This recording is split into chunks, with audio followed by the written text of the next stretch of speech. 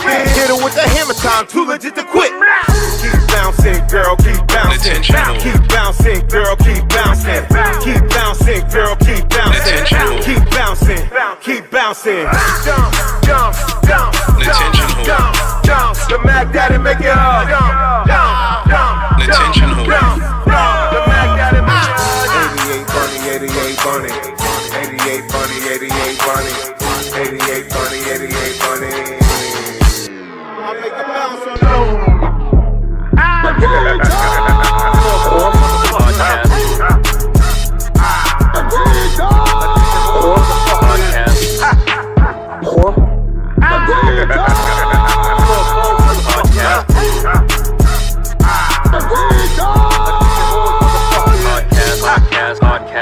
Your cocktail. Is that Schweppes? That's Canada Dry. Canada Dry. The dry one. Come on, son. You don't want ginger ale?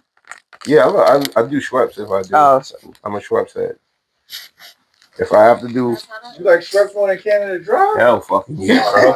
Wow. What you mean? Canada Dry is it. Look. Nah. That bottle is right there. Canada Dry. That's the first time I've heard it. I've heard, Are you no, serious? That's the second person I heard that. I'm not gonna lie. Are you serious? Schweppes has the flavors. The Canada Dry. Oh, that's They came later. Those are good too. Wait, what up? Oh, is that mine? Yeah, that's yours. Oh. Ginger ale and stuff. Listen. Schweppes had that first. Listen, man. Listen, man. Hold up, man. Listen, man. Canada Dry lives up to its goddamn name. It's dry as a motherfucker. So, how is it dry though? That's your opinion. Hold up now. Hold up now. Canada This is how we Dry started. is Yeah, we Hold started on. with the debate. Because I need Four some. versus what? You're Canada Dry? I like Canada Dry. I drink whatever ginger ale is in the store. I don't know. No. There's Seagram's too. Calm down. Oh, it's Seagram's is the worst. Yeah, no, you're right. It's not strong. Canada Dry is the strongest. That's what it is. in general, and I don't Really? It's the strongest. Yeah. It's like Canada Dry is like Gin. after They make sodas too. Canada Dry is like after Canada Dry is like after dryness. Like after you When you drink swallow it. Yeah, like why? No. Now I need to man. taste test these. Schweppes is smooth. It gets right to where it needs to I go. personally am more of a ginger beer person. Ginger beer is stupid fire. That shit I The have. IPA? That's getting everything Oh. out. All right? Yeah. Yeah. What? Real Real shit. ginger. Burn It in the back of your throat and stings. everything. Yeah. It stings. It's so good. It stings. That's the real shit right there. That ginger beer. Ginger The beer. clear one. Clear beer. Oh, I like it with the pulp. Oh, I hate pulp. He's Oh, like, I don't like to chew and drink at the same time. Oh. Hope ain't not My mind went so many different places when you said that. Like, chew and drink at the same time. I was like, wait a That's minute. like aloe water type shit. Yeah, I I know, can't. I don't mind. I don't think I've ever had aloe water. Really? Yeah, water. That's with the little cubes in it, right? Oh, Yeah, okay. yeah. That's probably why I haven't had it. Because I'm like I said, I'm. So You you don't like boba? I like You like boba tea, boba? right? No. I like all that shit. Yeah. It's experience. I'm like, Not well. It depends. I'm not gonna lie. I'm not like big on like orange juice with pulp. Yeah, me Nah, neither. we don't do that's that. different. Oh, that's different? Yeah, they put too That's much chewing and It's a drinking. lot. Yeah, I like drinking. Oh, you do? Yeah. That's chewing and drinking right Me there. can't do it. Me can't do it. No, not me. Right? So amazing. Okay. Now we started off with pulp, orange juice, ginger ale, and chewing and drinking. Chewing All and right, drinking. good stuff. Great start. Yeah, I know. That's how we get it going. Great stuff. Good stuff. Oh, okay. Yeah. So, like I said before, you know, I was at a establishment or event at some point not too long ago, maybe a few weeks ago, and I was approached by this young lady who was like, "Listen, you know, I hit you up about your podcast," and I was like, "I didn't know. Let me go check." So, oh shit. And I could have passed it by not knowing, like, because sometimes I'll just be, don't give me the. No, I know exactly what you mean. Oh yeah, because you're busy too. Yeah. Sometimes. So I get it. So this lovely lady right here, Miss A, as The one she and goes only. by. Adrian. Yeah, Adrian. You want that to be out there? I like Miss A. I don't care. I love all my names. Okay, My name is Adrian Akushika. I have two middle names. Akushi. Shika. Shika means money in Ga.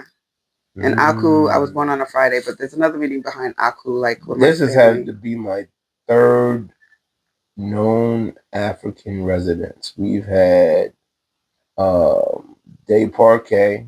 He's Niger. They're Nigerian too. Yeah. Oh, Nigerian? Mhm, Oh, they're okay. sisters. Oh, okay, Mhm. okay. They're Niger. Nigerian. Okay, make sure if I do something wrong, say something wrong. I don't want She can't wait.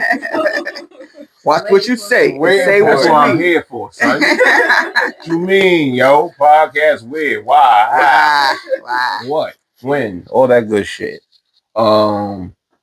Yeah. So and I believe Unicorn said he's like Liberian. Liberian. Who is Yeah. Liberian? Unicorn. Oh, that's Yeah, right. yeah, And we had Io. He's from Nigeria. He is? Yeah. Oh, okay.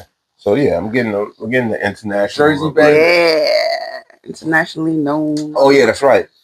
Yes, yeah. Or Nigeria. I think it's Nigeria, actually. He was Niger, right? Yeah. I think he was Nigerian. I lived in Ghana for a few months. Well, you're from there, Yeah. originally, right? But I was born in the States, in New York. But when I was 30, I moved to Ghana for about 7 months to pursue. Were you raised in America? Yeah. Okay. I grew up in Bergenfield. Okay, all right. Let's get this Bergenfield. You hear my accent? Right I'm there. Right. Right. Hold on. Let's get this started the right way. That's right there. That's right down the block. Bergenfield is a block. I grew up in Literally. Bergenfield. Bergenfield, Dumont. Elmwood. Is it Elmwood? Teaneck. No, Teaneck. Tenafly, all that. Yeah, I was right there. New Milford. The suburban trifectas. suburbs. Yeah. A lot of unnecessary bullshit happening here for no reason. Motherfuckers got it made. Their families got it made, and there's still problems out here. Still problems. Same shit everywhere. Yeah, no. Yeah, that's Niggas facts. just be bored. You know what it is? Another episode. We live right here too. Bang, bang, bang. Another episode. We back. New Year shit. We've been going for a little bit. There's been a lot of shit going on. I've been busy. There's been events and stuff happening that we'll recap on. You know what I mean? Like I always say, this is the unstoppable, uncomparable, undeniable, almighty like the goddamn Avengers, AWP Attention Horse Podcast, episode 579, I believe. Wow. This is Mrs. A's Valentine's episode because it's after Valentine's Day. Fuck Valentine's Day. Oh, good. Okay, fuck Valentine's Day. Middle finger up to all the lovers. Fuck the lovers. I enjoyed my Valentine's. But I feel like even if I had a man, I wouldn't really care about Valentine's Day. Day. Better than the ones in the past. Oh, I've never been a Valentine's Day fan. Never. And I never had a great Valentine's Day at all. Oh, really? At all. I don't recall the good one, the all right one. It was just a day to me. Well, Kinda Valentine's like Day is actually a day of massacre. If people really don't. I mean, if you want to do his way, hold up, son. Hold up, son. I didn't introduce everything, but hold up, son. You like something I put online, and that got me to thinking. You know, you went right into history. So, what I put online had to do with the Earth. Oh yeah, I was looking at your shit. I was like, you are a conspiracy theorist, supposedly. I'm not a theorist. Well, I don't theorize about none of the shit I talk about. But it's okay for people to call me that. I don't theorize about it. I had a radio show called Conspiracy Theories with Miss A. I would talk about shit like stuff like that. Yeah. And I do believe most holidays have to do with massacres. Yeah, that's true. That's facts. Most traditions and shit deal with bloodshed. In America, the most, at least. You know what I mean? Crazy. I can't talk about any other country. I've not lived in. Right. America. Yeah, America is most of that always shit. Starting some shit. Yeah, let's get them. Get them, boy. So yeah, we got shit to talk about. We definitely got shit to talk about. We're gonna be here for a while. But you know what it is did I finish the intro? I guess I kind of did the Valentine's Day thing. You know me, it's Corpo. co-host with the most, always smoking up, always rolling up that Mr. 103. He's gonna say 103 shit right after you finish. Where's his microphone? He's on mine. Oh. We do it like that. Yeah, no, It picks up. we here. That's We're why I back said again. Know what I'm saying? We here. Mhm. Been a lot going on. Crazy weekend. Valentine's Day weekend. Shout out to Sean Walk NYC. We had the fashion show. Yeah. Performance Oh, nice. Friday night. So, I don't know. Had an Nice. ATL this weekend for the Little Boys fashion show. Down at ATL. Mm-hmm. Working. That's it. What do you do with the fashion show? Do you a model? I model and I perform. Oh, nice. He does a little bit of everything too. Yeah. I host a fashion show. Oh, it is. Nice. Okay. So we need to help right. tap in. Yeah, Of course, and I'm very stylish. actor. though. all Let's types go. of shit. Yeah. He does it all. Nice. Well, cheer. Can we cheers? Oh yeah, I Cheers. guess I've been just Or sipping and salute. drinking. Salute. Let's salute. Cheers. Salute. all We the Puerto good shit. Rican this year for now. Everyone's Puerto We're Rican. Puerto Rican. I'm Puerto Rican. Puerto going Rico. Hey, The air chairs. you just been watching that Bad Bunny Super Bowl. That's probably what it was. Yeah. We can talk about that too. Yeah, but well, I'll be honest with you. I didn't see anything in full. Huh? Really? I didn't watch the game. I Oh, didn't. you was I didn't- working. No, I was off Sunday. I just didn't watch that shit. The game was The boring. game. It was boring. The game was I ain't gonna boring. lie. I thought it I'm not gonna lie. I I see- think the performance was boring too. I seen some of the Really? It was. I think it could have been more informal as far as everything that was going on. Like, you know, because I had other people had to break things down. To The me, story? Like, yeah, the story. Like the Oh, kids what's sleeping going and all of this. Like they should have had subtitles as things going on. Like, it Oh, could've you're a been- white lady. No. Hi, Karen. It should You're an have been American more- white it lady should right have been now. More informal for the people that don't know the history. You want and he wants things that was subtitles. going, This bro. nigga here, look. Woman was It's like, not just me. it should have been in It's- English. It should have been No, English. no, it doesn't. I'm happy not with the the Spanish. not the music in Spanish, but I'm saying all the To explain historical what was things going that were on. going on within Yeah. the performance. It was Mm. more than just a performance. Mm. But if you don't know, you don't know. True. You know what I'm saying? And that's Puerto Rican culture. Venezuelans and everybody else don't really understand what was going on. behind the Understand, scenes, you know what I'm but saying? at the end he was like bringing like everything together. I love Yeah, but that. still, I love it's that. not informative enough for everybody to understand what's going on about this performance. Yeah, but most performances, some people don't understand, and you can't put something saying explaining Most what's things going in on. America, Why not? no. Most things in America, Because no one knows the actual language. They go opera, you can't break that down Right. unless you in Italy or some shit like ballet. They could have that. had Like, dates and times like you see the people was on the wires. A lot of This is people the died. a lot of people died on the wires from because of the power and oh, stuff. see, I didn't Yeah, know yeah. that. This is what I'm saying. But so I- it was not informative at all. It was just a But if- performance. Okay, They but, made it. but listen, you found this out after? Did you find this out after? After. Okay, you found it So, out. and that's So what they we're know. fine. People were looking No, up. but not fine. If I didn't say anything, she would have known. You don't have She to. would've known. You don't have to know what I'm watch it again, but you found out what it meant. Most You made people, it for his It's people. It was for his You made it for people Puerto Ricans. yeah, because they right. don't get that a lot. Yeah. And then And let's be clear. Kendrick did a lot of whatchamacallit shit that only a lot of black people would picked know. up on. Right. White people. He started as a minstrel show, my nigga. Like niggas is white people ain't saying. But me personally, I think those were two corny performances. well, let's just move past that. You want to take it from here? All I'm gonna say is the fact that they created a whole nother halftime show because of this Puerto Rican is freaking bananas to me. You know what I'm saying? I like that. And you're using this white dude who supposedly has some child. What is this? He said something in one of his lyrics. He said something about underage girls. What are you talking about? Kid Rock. Oh, Kid Rock. So is to dope, have bro. another halftime show, and then most of the ignorant white people I don't even know yeah. Puerto Rico's America. Yeah, So a they lot don't- of they them don't- talking. they A don't lot think of them they don't don't. even know that America's not only America; it's the America. It's a whole America. America's right. And most of United States was Mexico. But exactly. Yup. Mm-hmm. And most of the people that were here is indigenous, and they wasn't Indians. They were called Indians because the nigga was looking for India when he was sailing around. Yeah, Wow. yeah. That's Yeah, I why they didn't know called that them part. Indians. They were Indian. They weren't Indians. Take a Native American and take a Hindu. They ain't gonna fuck with each other. What the fuck are you talking about? Red dot. They ain't doing that shit. Man. I know it. No. This is my 7-Eleven is metal. Shout out to all my Red Dot Indians. I'm like, cool. Yeah, so damn, we Super Bowl right there. So the first time I met you, I believe. All right, the first time I met you, we didn't even meet formally. Formally. That's right. That's why he's here to say formally. That's it. Shit like that. I believe it was at the once famous Swesh House. Sesh House. Oh, Chad Piff's birthday. The Piffmas. Christmas over there. I was there that day. That's when I met. That's when I met. Hey. Oh, really? Yeah, because he performed and all that, but we didn't like chop it up. I just came. I hosted that. Cause I had an Afro wig and everything. Yeah, that's what I'm talking about. First time. Yeah. But like I came there because I knew Chad years ago when I was doing beat battle shit. Oh, nice. And he was the only nigga bringing guitars out and shit. Like, and there was another dude making beats called Chad Piffington.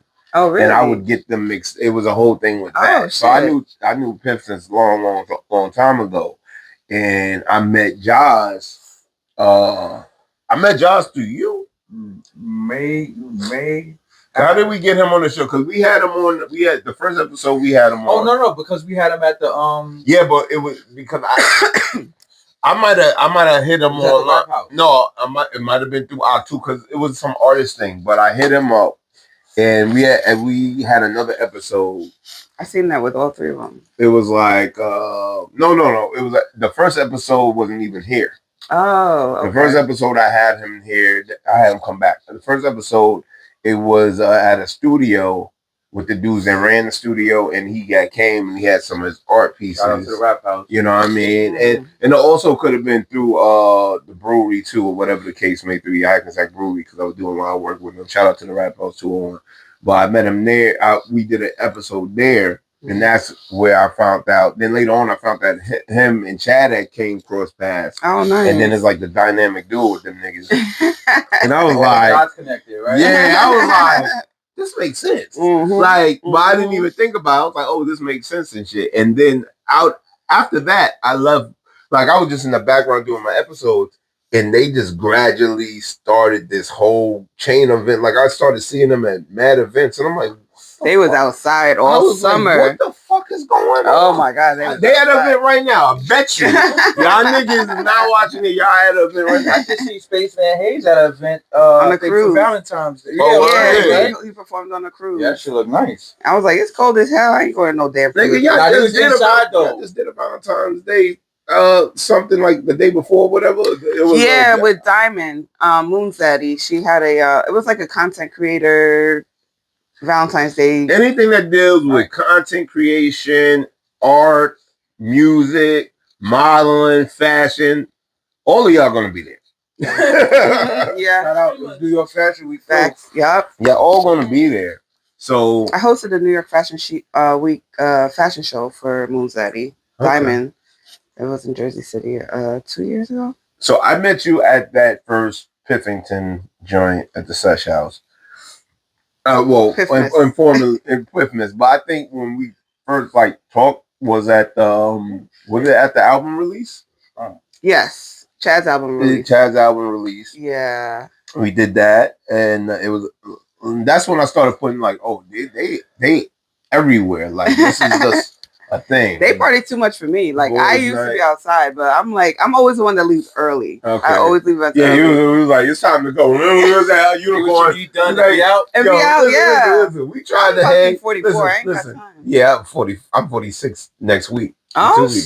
Happy birthday! Happy birthday to ya! Hey! Happy birthday to ya! Hey! Happy birthday! Bring it down. Happy Come on now. Birthday. Bring it back down, y'all. Happy birthday. That's my favorite birthday song. I do not like art. The original I could care too less about, and plus, if you sing it, someone gets money because they got it. Whatchamacallit. So I don't care about the original. The Caribbean one I could deal with, but I don't want to hear it all the time. I don't want to hear the Caribbean one all the time. I'm sorry to all my Caribbean folks. Is it like a soca? Yeah, what's the Caribbean one go? I know we saw. Oh God. And happy birthday, Pondem. Yeah, one more year. Yeah. There's Pondem everywhere. So I was like, all right, if I'm on the island or on the airport, then all right, that's fine. But not and sorry, I hate with a passion.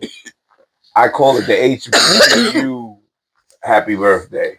The college one, the let me some birthday. I do not like singing happy birthday I hate that one. I don't like that one either. I hate that one. Please mark this spot right now. I hate the HBCU college happy birthday song. Get rid of it. Oh damn!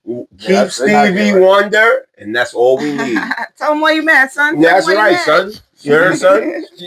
Stevie all day. You know what I mean? I'm crazy sometimes with that shit.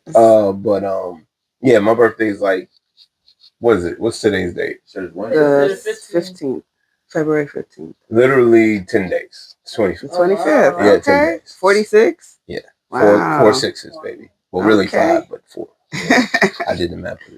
But yeah, 4 6s on this plane. But yeah, so we was at the birthday party for Unicorn. Shout out to Unicorn. Listen, the song is the biggest. Let me say what I said. On fire. When I said there, I said he has the biggest song this year so fucking far. Good way to start the year. Shout out to Unicorn. Shout out to DJ Fade. Shout out to DJ J Hood, I believe. Shout out to Fetty, of course. Flex is rocking it. Flex, they all rocking it. Shout out to Drewski. DJ Drewski. Bro, you hear it on the radio all the time. And the funny, like I was like, bro, I met him in the same time frame. Like at the album release, he was at the Pipman shoot. Yeah. But at the album release, that's when I started talking to, like, seeing who else is a part of this whole conglomerate y'all niggas got going on. Because is a New Jersey movement, a lot based out of Newark or East Orange. Doesn't that area? I call that all Newark anyway. But you know what I mean? Out of that area, like. And there's a movement, and Unicorn, shout out to you, brother. You are a fucking staple, Councilman Unicorn, because that's where you're going. That nigga knows everybody, everything, and he's humble as fuck.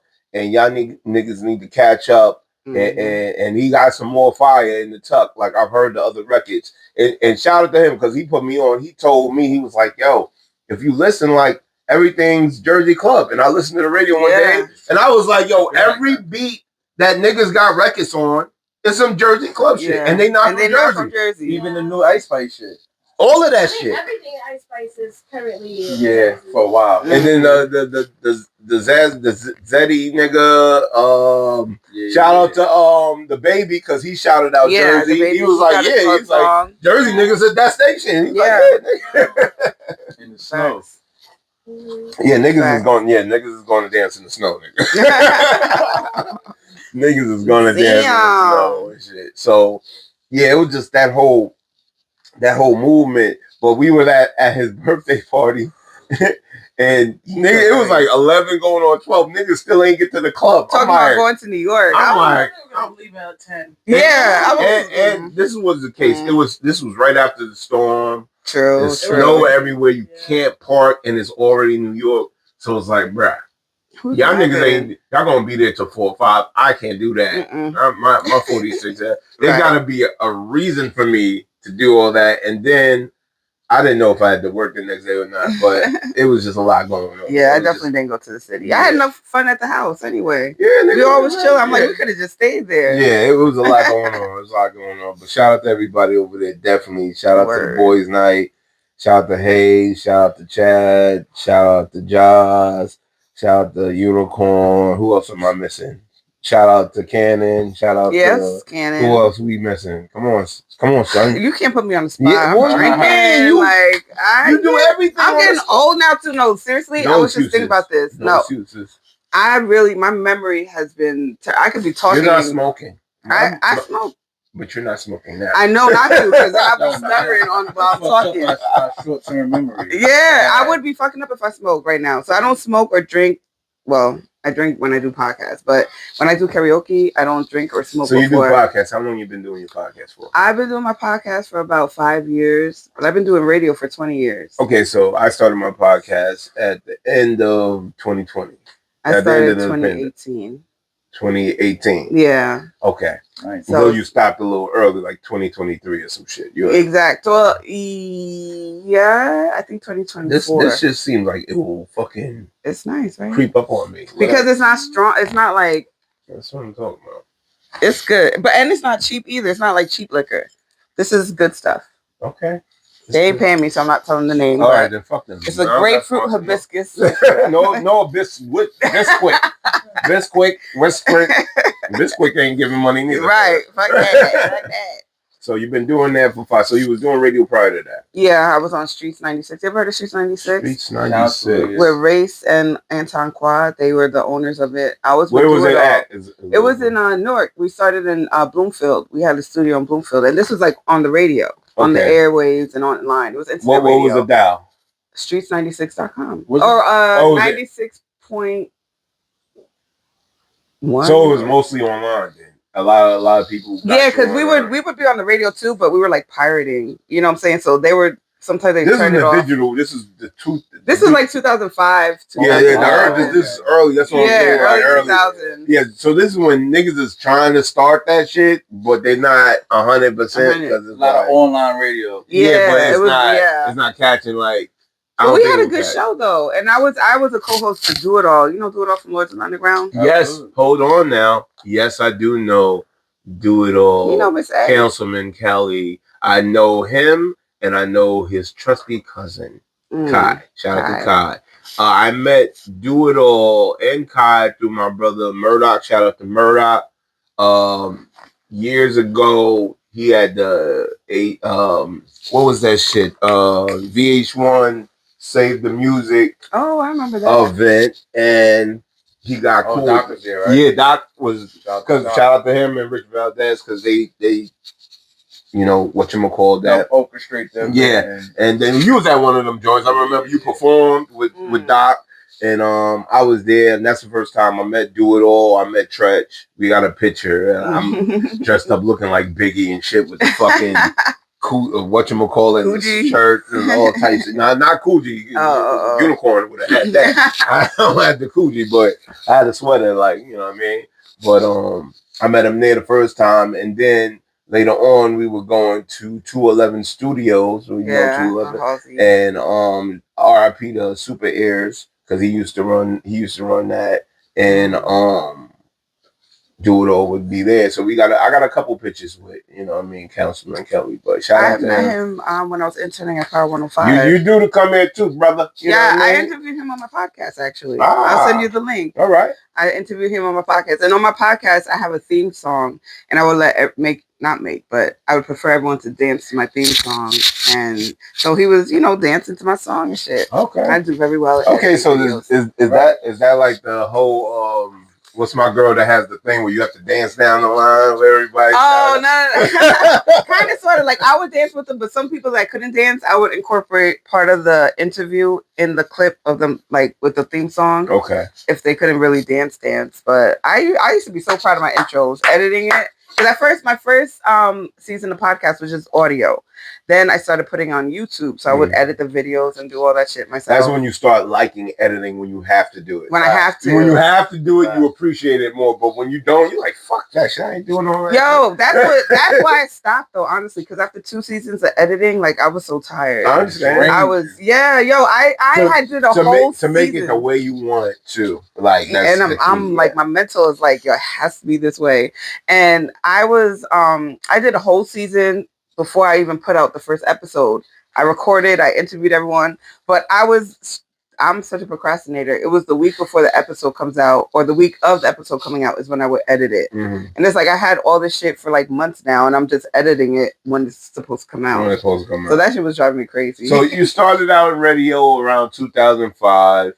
You did that for up until you did the podcast? Up until I would say up until like 2015. I was at like so little 10 radio years. So stations around here 10 and there. years. Mhm.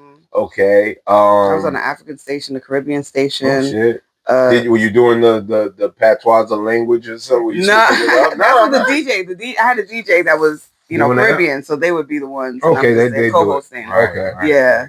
So I did that, but I used to work for Wendy Williams, like when she was on WBLS. All right. And I got a story about that one. Like that's a whole. I have to hear history that. with Wendy since I was 10 years old. 10 years old. Oh my God! Like there was a reason. Big Whitney. Yeah, like this is when she was on when we met. Okay, can I tell a story? Yeah, sure. Okay. Oh fuck. Sure. I don't go for clickbait, but when it comes to me, the fuck yes, I could tag everybody. Tag. Let me tell you. So when I was 10 years old, right, my dad worked at Black Enterprise magazine. Oh shit. He was I remember that VP magazine. of circulation, right? He was there for like 20 years. But me and my brother used to go with him on business trips, and then they were at Black Expo at Jacob Javits Center. So me and my brother were young. We would go and help them out, whatever, with what they needed for the expo. And they had a table and everything. And I knew Wendy was going to be there. I think she was at Kiss FM at this time. I was 10 years old. You what, 2 years younger than me? Yeah, I'm about to be 44. So guys, this is like 10 years, long time ago. So you were 10. I was 10. I was 12. This is 92.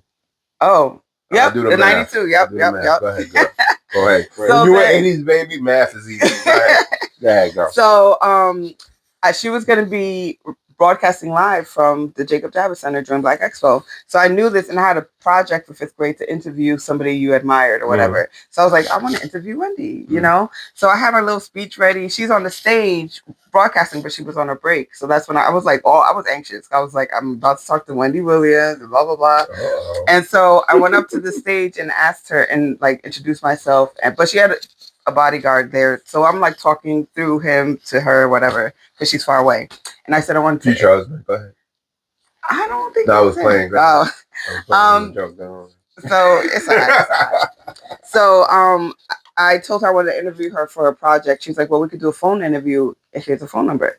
So I was so excited. This is on the weekend. Phone interview in the 90s was it. It was it. And doing calling anything on the phone. But in my mind, I wanted to interview her in person at 10 years old. I know. You know what I'm saying? So I was kind of at sad. At 10 years old, Jesus 5th Christ. grade. You were already I was ready. already. Well, listen. I Not to cut you off from your story. Your family's from Ghana. Mm-hmm. Your father was already in the industry?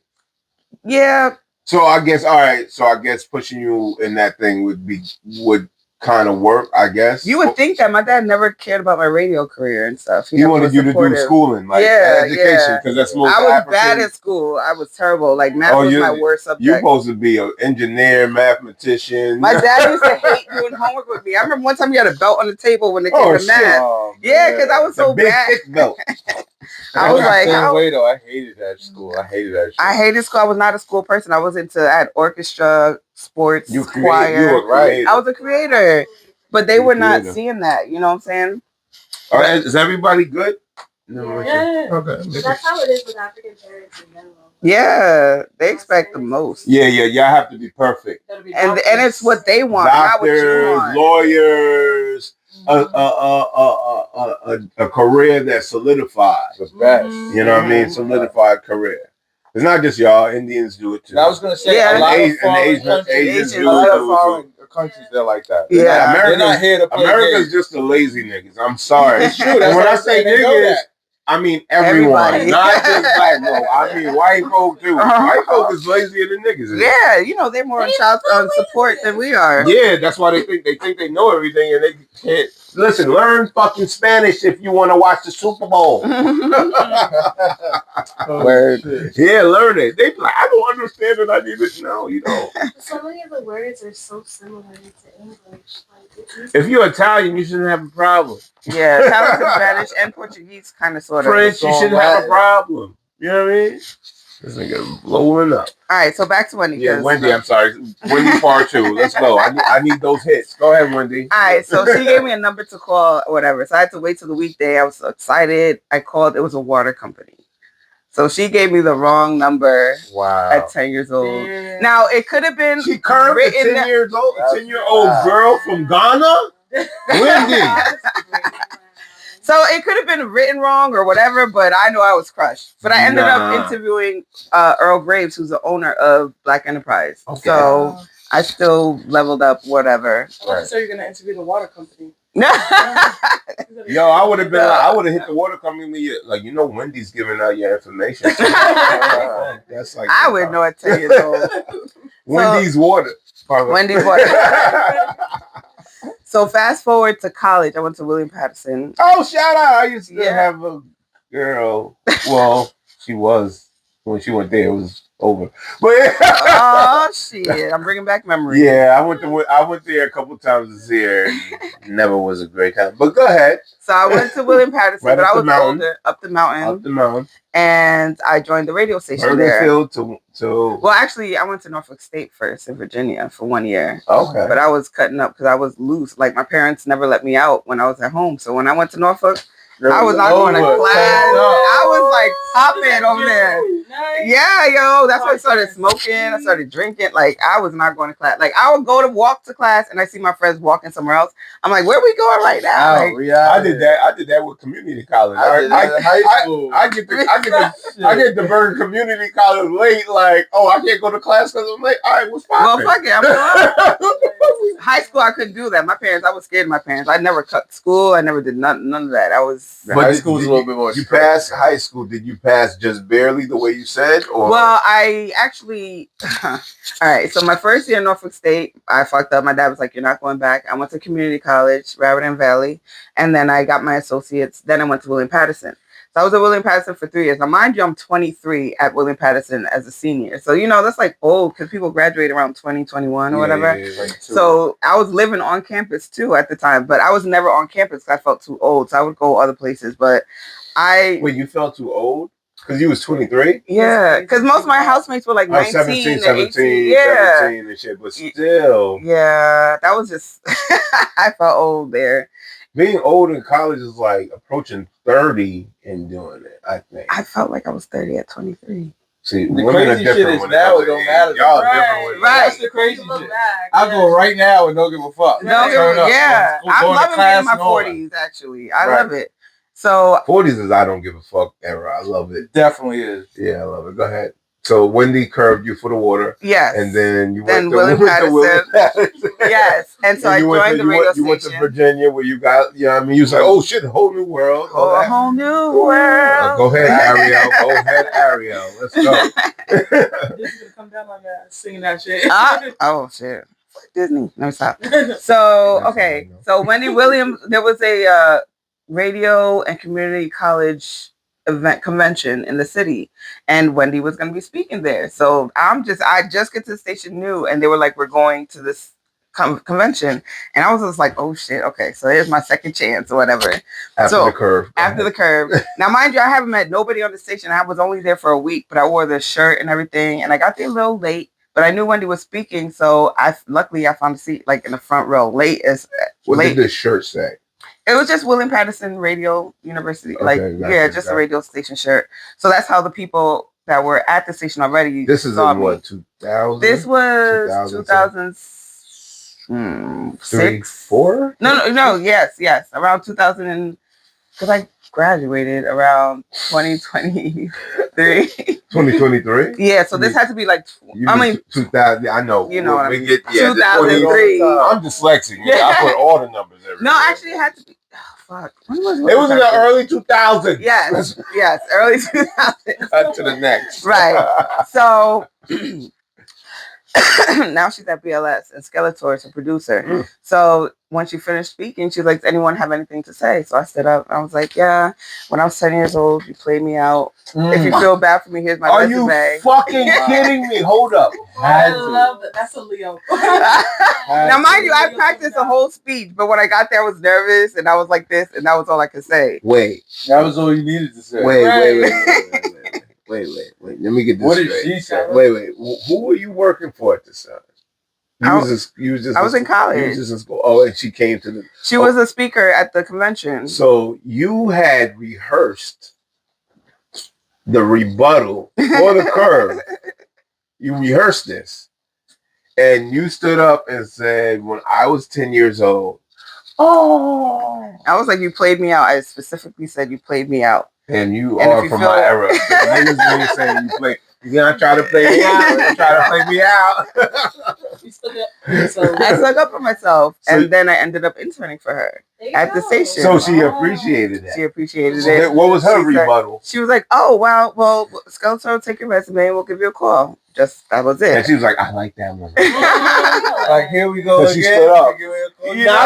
But wait, there's more. There's so much more to the story. Okay, it gets a little turbulent. Let's go. So then after, not as turbulent as the Statue of Liberty. Go ahead. Oh, okay, that's a conversation. But okay, not right now. Oh, okay. So so then I started interning for her, and I wasn't doing much. They just wanted us to get like gossip in the morning and just give her what we got, and she'll choose whatever she wants to talk about. Okay. So I felt like I wasn't doing much. So I would always ask, like, what do you need me to do? What do you need me to do? So I went on vacation to DR with my parent, my mom, and my brother, and I was coming back to go intern. I was like on the bus going through Lincoln Tunnel, and I got a call, and they were firing me. So they fired me. How long were you interning for? Only 3 months. And they fired me because on my day off. Well, wait, okay, Craig, calm down, Craig. Whoa. Wait, how do you get fired? I never interned. I thought of it. How do you get fired from not getting paid from niggas? Right. They just say you ain't getting paid from niggas. Well, it's interning. To me, I was crushed. I mean, you could no longer do the work that you're not getting paid for. How about that? And you can't get in the building anymore. And you can't get in the building. Yeah, you have no access. And I met so many dope people working in that building. Did you keep the numbers? No. Back then, I wasn't taking numbers. I was just meeting people and just shit like that. It was cool. Yeah, I thought I would be. It was exactly. So 3 months. Did you do anything that you felt that this was called for? They said I was too pushy because I was always asking questions. So they said I was too pushy. Asking questions is as an intern. They told you pushy? Yeah, that's what they said. So asking a question, or if I continuously ask questions, that's. They just wanted me to chill and watch, I guess. Oh, just be quiet and watch and observe, and then not know how to do it correctly. But now, mind you, this is my first internship, so I don't even know. Like, actually, no, Interscope was my first internship, but I didn't even know how to do that. What year? What the fuck?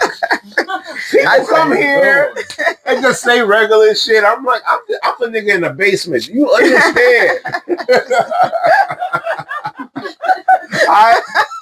I don't get out as much, obviously, but when I do, he's like, yeah, internship in Interscope. What year was the Interscope internship?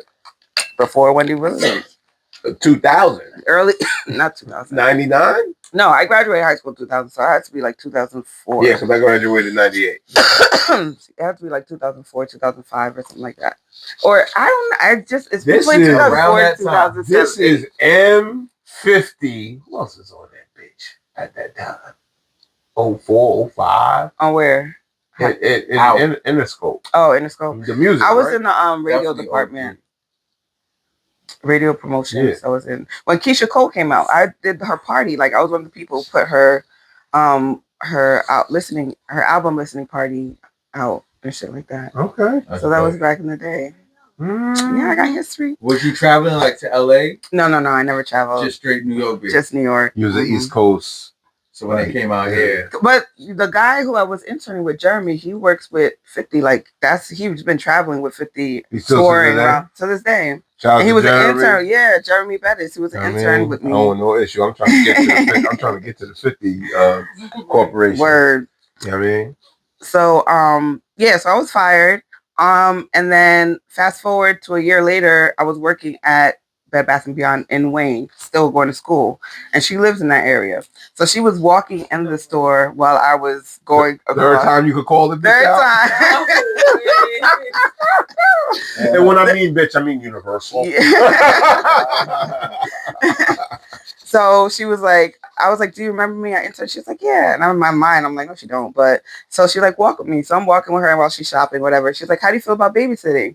And I was like, well, I used to babysit. Rich people talk is wild. They you need something? How about babysit my nigga, right? Do something they want or they need instead of what you trying to. Where you trying to be? Mm-hmm. Can you intern as a babysitter? Well, eventually she brought me back to intern, and I was a head intern. So you had to babysit first. So I was babysitting and tutoring her son. I would be at her house on the weekends, and she would only Kevin. And he was only 5 at the time. Her only son. Yeah, now he's like in his 20s. Yeah, now. he's like the one that's taking care of, trying to take care of, and all that shit. Yeah, so I was like wiping his ass at 5 years old and shit, feeding him, cooking food at the house, and everything like that. You was a known African nanny. Nah, I wasn't even like. I don't even know if she knew I was African at this point. No, but I was talking about you. Like, I was just happy to be there. She was in the ish woman, so it was alright. But she didn't pay much. I would be there from Friday to Sunday, and I would get paid like $200 or something like that. Wait, how many days? For like 3 days, Friday to Sunday. 200 for. She was cheap. 200. That's not even 100 a day, nigga. The fuck. But listen, I was in Wendy Williams' house. Okay. See, hold on. We didn't get to none of this. Hold on. That's the problem with niggas. Niggas get a couple crumbs and be happy as fuck. Yay! Look, and I understand. I was a college student. Yeah, I know you building up. And all that yeah. But she did you dirty. She did. Wait, you didn't even know the half of it. There's still more to tell. This is the Wendy Williams show today. This is my Wendy Williams experience, okay? That sounds like a whole show. I did a podcast about this too. So then I went to Puerto Rico and Vegas with her and her kid to babysit. And I was in the room when she met Charlamagne face to face. He came to the villa. Yeah. Yes, Dark Charlamagne. I was in the room when they met. Like of course they were talking on the phone over months, but when they finally met, we were in the villa that I was staying with them in Puerto Rico. Mm. So I did that. Were you there when they took that picture? Like isn't he like in her? She's like carrying her. Oh no! He's sitting on her lap or some shit. No. So that was done. I babysat. The shit niggas do to get to where they gotta go. That's what I'm talking about. I would have sat on her lap too. Shit. Fuck that. I would have been facing her. I would have been straddling her. I think if I sit on her lap now, no one would know or remember. She wouldn't remember. She would. Damn. Ain't she back now? She's back now. She's trying to get back. She's still, I think, under conservative. I don't think nothing's wrong with her. I think they did something. They just, but it's also karma for everything she did to everybody. And she said so herself. What, talking about everybody? Yeah, and I feel like even what she did to me, like you guys don't even know the part that I'm talking about yet, but what she did to me, I always felt like she's going to get her shit. And she did it to everybody. Sound like she did some like priesthood shit to you. Well, let's keep doing it. Let's keep going. I'm almost done. I like her. She just like, let's go. Whoa. So then I started, again, she brought me as a head intern. So now I'm doing even more shit. Still not getting paid, but still happy to be there. Winky Wright, Vivica Fox, I'm arranging their way to get to her Dons and Divas shows and all of this. So I'm like doing a lot of things. I was there for like a year now, interning after, and still kind of babysitting and tutoring her son. Mm-hmm. There was a few iffy points that it's not worth talking about now, that she was kind of crazy. And my mom was like, why are you still working for this woman? But anyway. Why are you still working for this bitch? So Charlamagne used to be at her house on the weekends too, because I think he was living with her at one point. So we used to like chill, whatever, and just talk. Not much, but just a little bit, right? And so fast forward to a party. She used to host that comics nightclub. So me and one of my friends went to go over there, and one of Kevin's friends tried to talk to my friend. He was a short, ugly ass Jamaican. Wait, Kevin Sr.? Yeah, Kevin Sr. So his friend tried to talk to my friend, and she gave me that look like, save me. So I was like, all right, let's go to the bathroom. He was like, don't you see me talking to your friend? I'm like, well, we got to go to the bathroom. So me and him are going at it. This is when they're married, right? Yeah, but this is not Kevin. This is his friend, Kevin's friend. Oh, okay. So me and Kevin's friend are going back. Now, I didn't know he was Kevin's friend. I just thought he was some random dude. So later on, I get a call that Wendy wants me to go because Kevin told her to fire me because of what happened at the Comics nightclub. And I didn't even know that was his friend or whatever, but I'm like, all right, whatever. So I just said, I'll leave on good terms. I'll finish out the week. And I gave her a card and I left on good terms, right? Everything was good, I thought. 6 months later, my friend calls me at work. he was like, yo, Miss A, I think, well, not, I wasn't Miss A then. Adrian. He was like, I wasn't the Miss A yet. Not yet, but close. Not yet. But he was like, I think Wendy's talking about you. Oh, with the middle finger. Oh, with the middle finger. See, I'm learning. I hate that shit. Like, wait, the middle finger. Middle finger. Oh, my bad. I feel like I'm. But isn't this more of a clock it? Like, I would say that's like time it. Yeah, but time and clock. Like, we gotta go. Clock is time. Yeah, that's like what you holding me up, nigga. Women doing this is different. Clocking is different. I don't know what y'all mean by that. Like Me neither. This means 8 in sign language. It means what? 8. The number 8? No. Oh, 8? Like infinity. Look how Ruben get started. Infinity. Okay. Get back to Wendy. I'm sorry. All right. So Wendy was like, no. So I go on, and Wendy was saying, remember the intern who used to babysit and tutor my son? Well, oh no, what happened? Okay, what happened? She was on the radio since this shit? Yeah, she talked about me on the radio twice. So I went to a Halloween night. Me and my girls went out to Halloween in the city, and it was like warm as hell. Because I remember my outfit was like, again, I was like a French maid or something, and it was warm as hell. And I saw Wendy's talent booker Nicole, and so she and her friends came and hung out with me and my friends, you know, because I thought we were cool.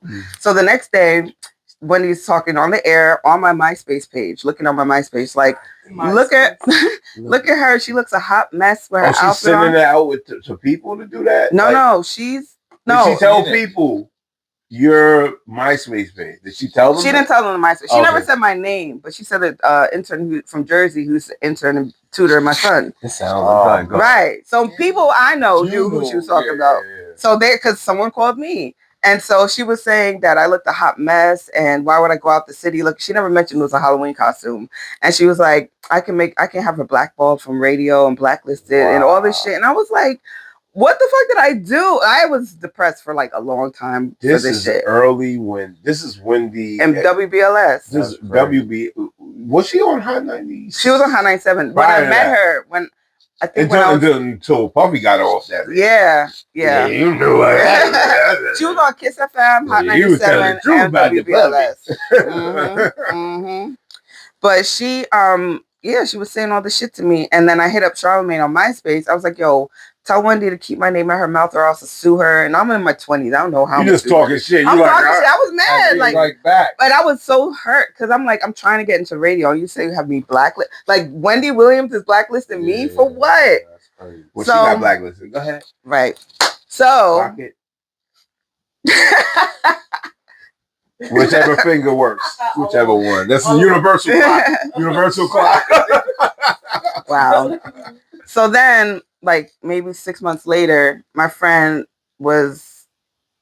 someone else called me. It was like, Wendy's talking about you again. This time, she says on the air, remember that intern who used to babysit and tutor my son from Jersey? She tried to seduce Charlamagne at my house, dropped her towel in front of him, and tried to sleep with Charlamagne. Now, mind you. What year is this? I need to stamp it. Oh, gosh. What year? We gotta find it. I'm gonna figure out what information. I gotta really think about the year. 2000. It was like, had to be between 2004 and 2006. Okay. It had to be because I didn't go to William Patterson until 2003 or 2004. Gotcha. So it was around that time. Now, she's saying that you dropped trowel in front of a towel after I got out the shower in front of Charlamagne. Mm-hmm. Where the fuck would you be at? At her house. Because remember I said when I was babysitting over the weekend, Charlamagne was living with them at some point. So he would be there at the weekend too. So I'm just like, why is she saying, like, I'm not even attracted to Charlamagne. I never tried nothing. We never tried nothing. Too short? He's too short. And he was ugly. Like, I was not attracted to him. Nah, she's super messy.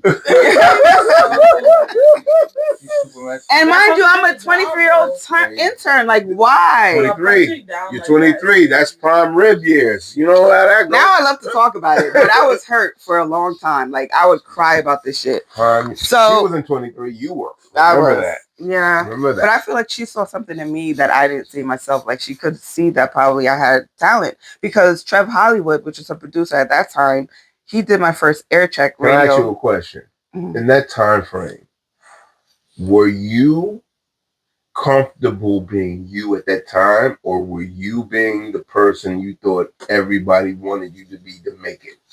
No, I was always me.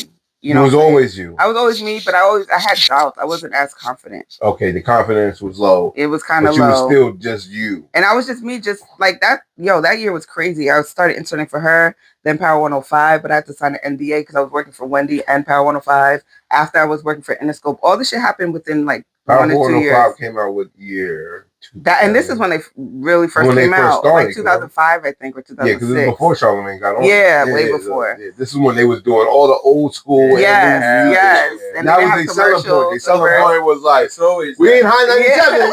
So we gonna play the classics and the shit that's new. Right. And then they just started doing the same shit. But yeah, and that's where I met Do It All when I was interning at Power 105. Okay. But so that's not even it. So after all this happened, I called the radio station, and because I'm pissed. I'm not sad no more. Now I'm pissed.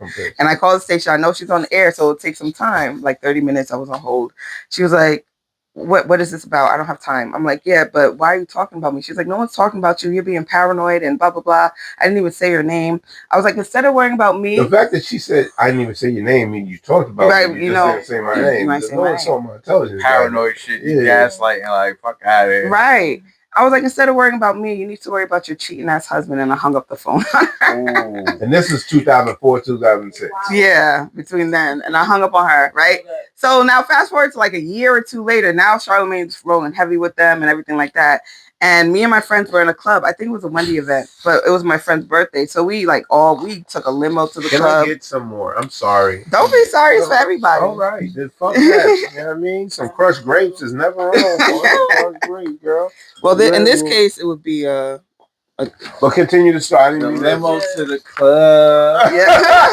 That's how we took a limo. We had bottles. Like I was fucked up by the time we got to the club. Wow. So I was like dancing on stage all night. Like I was getting everybody I was starting the party because there was not many people there. And Charlamagne was there. Then Wendy, Charlamagne, and her husband roll up and they tell the security to get me off the stage. Wow. So I had to I was on the stage for the past 2 hours. The industry is so butthurt when the way they do shit. Like I'm the type of nigga, you do that, I'm gonna make it obvious. Like, cause I got nothing else to lose. I'm gonna make it obvious. You know what I mean?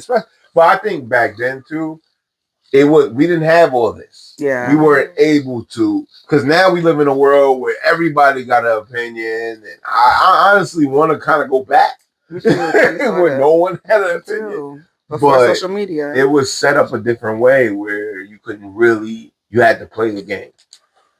You had to play the game. But now it's a free for all. Now anybody can play the game and shit like that.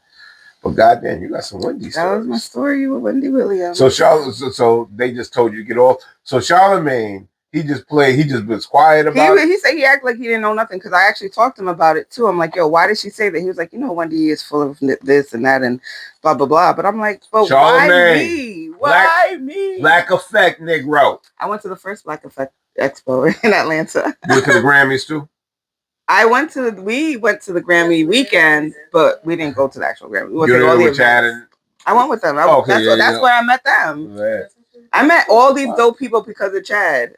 All right, so Chad, you nigga, hippie. Listen, calm down, relax. He has twice. I've had Chad.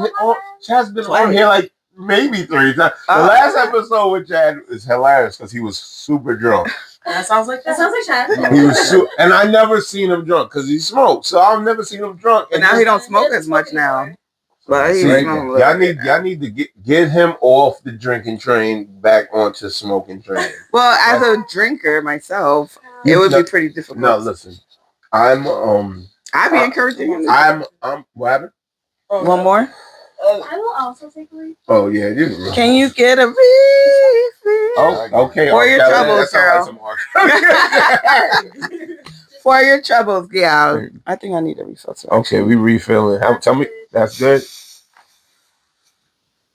You don't have anything? I still got some in my cup. Okay. You good? You got yours?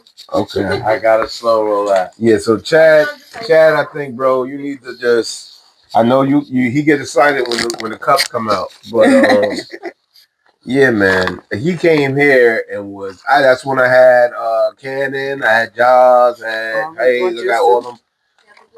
I had all them, and he was sauce out of his fucking mind, and I was like, niggas hugging my leg. I said, bro, you said hugging your leg? Yes. Oh my God! Don't tell that story about my friend. Nah, I put the clip out. I got the clips. I got the clips, man.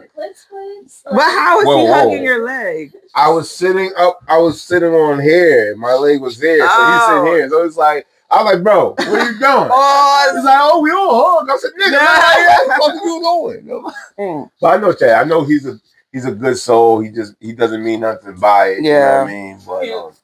But when did you meet him? Because I only met him in 2023. It's only been a few years. So you just met him. See, he just that hippie shit is fucking contagious. Yeah. As a matter of fact, speaking of which, me and my people, yeah. I had that down there too. I had some shit down there. I know. I see you. I see you. Okay, so we're having the creative launch pad. You're a jack. You're a jack of all trades, but you need to master something. So look, because I know everybody likes to say that and shit, but you really have to like. Well, my master is my voice. My voice is my power. I always say that, and I've always known that growing up, but I didn't realize it until I did hosting events, radio, and even me just talking like shit that to me is nothing, and I tell other people. It does something to them. It helps them in their life. And I don't even know about it. They tell me later, like, yo, you really saved me or you helped me. Yeah. And I'm just talking. You're just being you. Just being me, telling my stories. American born and raised? Yeah. I was born in Queens and moved to Bergenfield when I was 5. So I was in Bergenfield from kindergarten to high school. Mm. Then I went to Norfolk State and my parents moved to Franklin Park in Central Jersey near New Brunswick. And so I stayed there for a few years and then I moved to Newark. Okay. So I'm in Newark for like 11, 12 years. And when you moved to Newark, you came across Chad there. Yeah. Well, that recently. You said 2023, so that's. Oh wait, what? These years I cannot. 2003. No, 2023. I met him. Like I just met him 2 years ago. Okay, 3 years ago. 3 years ago. Tomato. But prior to that, what were you doing? Like, cause. I was doing my podcast. So you had a podcast. You had already radio. You already was established somewhat. Because you've been amongst, the industry. Yeah. Radio, known radio VJ, DJ, whoever the fuck you want to call them. Season. Yeah. Then after the whole internship, because you was obviously working. I was doing. That's when I started doing internet radio. Okay. And stuff like that. But I don't get paid for all the time I've been in radio for like 20 years. I never got paid. I did get paid to get to the one in the Bronx. And that was a 5-hour show from 7 a.m. to 12 a.m. p.m. by myself. African station. Oh. And I didn't even know the music. I just was playing whatever they had on their laptop. And I'm just looking up Ghanaian news and shit like that. And because you're not in. I'm not over there. Unless you talk to some family members or whatever the case may be. I wasn't in the loop. You gotta do your research. I gotta do my research every day, and I was there. I think it was like 3 days a week or 2 days a week. I did it for about 3 months, but it was too much because I had to leave Newark at 4 a.m. to get there at 7 o'clock in the morning. That was going to the city, Bronx. The Bronx. Yeah. Where in the Bronx, man? It was the 5 train. Not to the train. I was not driving. Oh, you been driving? Oh, that's why I was like, hell no. It was uptown somewhere. 5 train. Nigga, I was a 4 train. What the fuck is the 5? 5 is going uptown in the Bronx. Gun Hill Road was one of the stops. Oh, that's the 5 train? I think it was 5. I just said it, but I don't remember. I really don't remember. It makes sense. I was a 6 so, train. Where you went, was the Matrix studio, was it? No. It was like you said, it was African. Yeah. So I was there. But they paid for me to come. They paid for the transportation, but that's the most I ever got paid to do radio. Yo, you know what's so crazy? The first people that ever paid me was African. Really? Straight up. Nigerian and Ghana. And what they pay you for? To do a song and a video. And go to the studio, everything. Pay for everything. Really? What do you rap, sing? Yeah. I rap, I do everything. Dance? Right. No, I don't dance. You look like you could dance. I can't dance. You look like a dancer. You started out. You started out MCing, right? at first, right? Yeah, Out of all writing. Right. Started writing first. Okay, so you was writing for anything. Yeah. Okay, then MCing, Then rapping, everything, yeah. performing. I always said I need a ghostwriter because I can perform on stage. Like I'm a performer. I do karaoke. I've done karaoke at BB King's, SOB's, Mercury Lounge, killing it, and then leave. I would perform and then leave because that was my high. No one knows. And I would go by myself to the city to do the shit with. It was called hip hop karaoke at one point. Then trap karaoke. Yeah, let's not get the track a little bit. Sorry. No, it happened. It happened. It was all over the place. Yes. Okay. All right. So Ghana, Adrian, Launchpad. So Launchpad is what exactly? It's a panel and a mixer, and it's for creatives who have side hustles or main hustles that work a 9-to-5 job. So what we're trying to do is give people advice on how to maneuver between working a 9-to-5 and working on your craft and what you love to do, and give inspiration and let you ask questions. And these two are on the panel, and Chad, and I'm the moderator. Okay. So okay. Yeah, that's going to be March 5th, okay, at the Atelier in Newark. Atelier? Atelier. That used to be March 5th? What day is that? That's a Thursday. It's a Thursday? Yeah. What time? Thursday. 6 to 8. We're going to have open bar and some food. Yeah. You just buy your ticket. And I'll get off early, but it might be around 6. But we'll be there. Okay. I'm sure probably after 8 too. Yeah, y'all have after parties. Yeah, we are gonna have after parties. Y'all niggas have after parties all the fucking time. Every event is an after party. It's like a main set up party that becomes a party, and then it's like the after. I'll be the first one to leave. Oh, I don't make the after party most times. I'll be out. A couple times a year. Come out when the sun. And I also. But I'm an International Film Festival award winner too. On top of that, nice. Did you just get another one too? No, that was the one in Thailand. I went to Thailand to go get my award. Dope. Thailand. That's super dope. Is Thailand with all the crazy shit going on there? Yeah. Thailand, what? The what? Like everybody does whatever the fuck they want in Thailand. Yeah.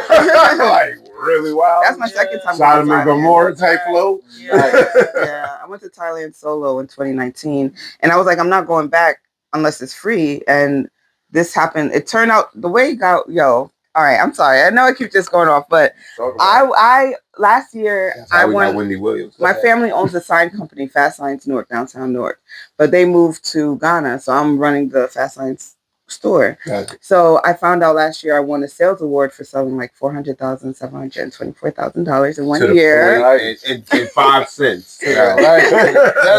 Get the points right. So I went to St. Louis to go accept my award, and when I came back, or when I was coming back, I had to give up my seat on the plane because they needed volunteers to give up their seat.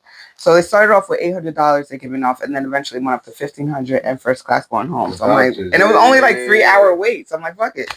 So because of that, when I found out like a month later that I got accepted to Thailand, I was like, I'm using this flight credit, and I still had like $300 left. So I used that to help my mom come. So she came with me, and I was all things just happened, and I was just like, yo, yeah. So I went to Thailand again. The travel events. Yes. So are you a travel agent? I'm not. Or you I'm working on it. I'm not even. I should be though. You would think. But no, my friend Jasmine, she's a travel agent, and she throws trips together. So she did like a girl. Me and her started going to Cayman Islands. I have some history with travel agents. Go ahead. You do? Yeah, travel like joint groups. Yeah. So me and her started. She was on Streets 96 with me. That's how we met. Gotcha. So me and her started traveling in 2016. We went to Cayman Islands a few times or whatever. Then she did a girls trip to Cayman Islands during my birthday. So that was my first girls trip that she did. And I've always been bubbly and stuff. So I would take a microphone wherever we at, and I would just be like the host, just make myself the host. Gotcha.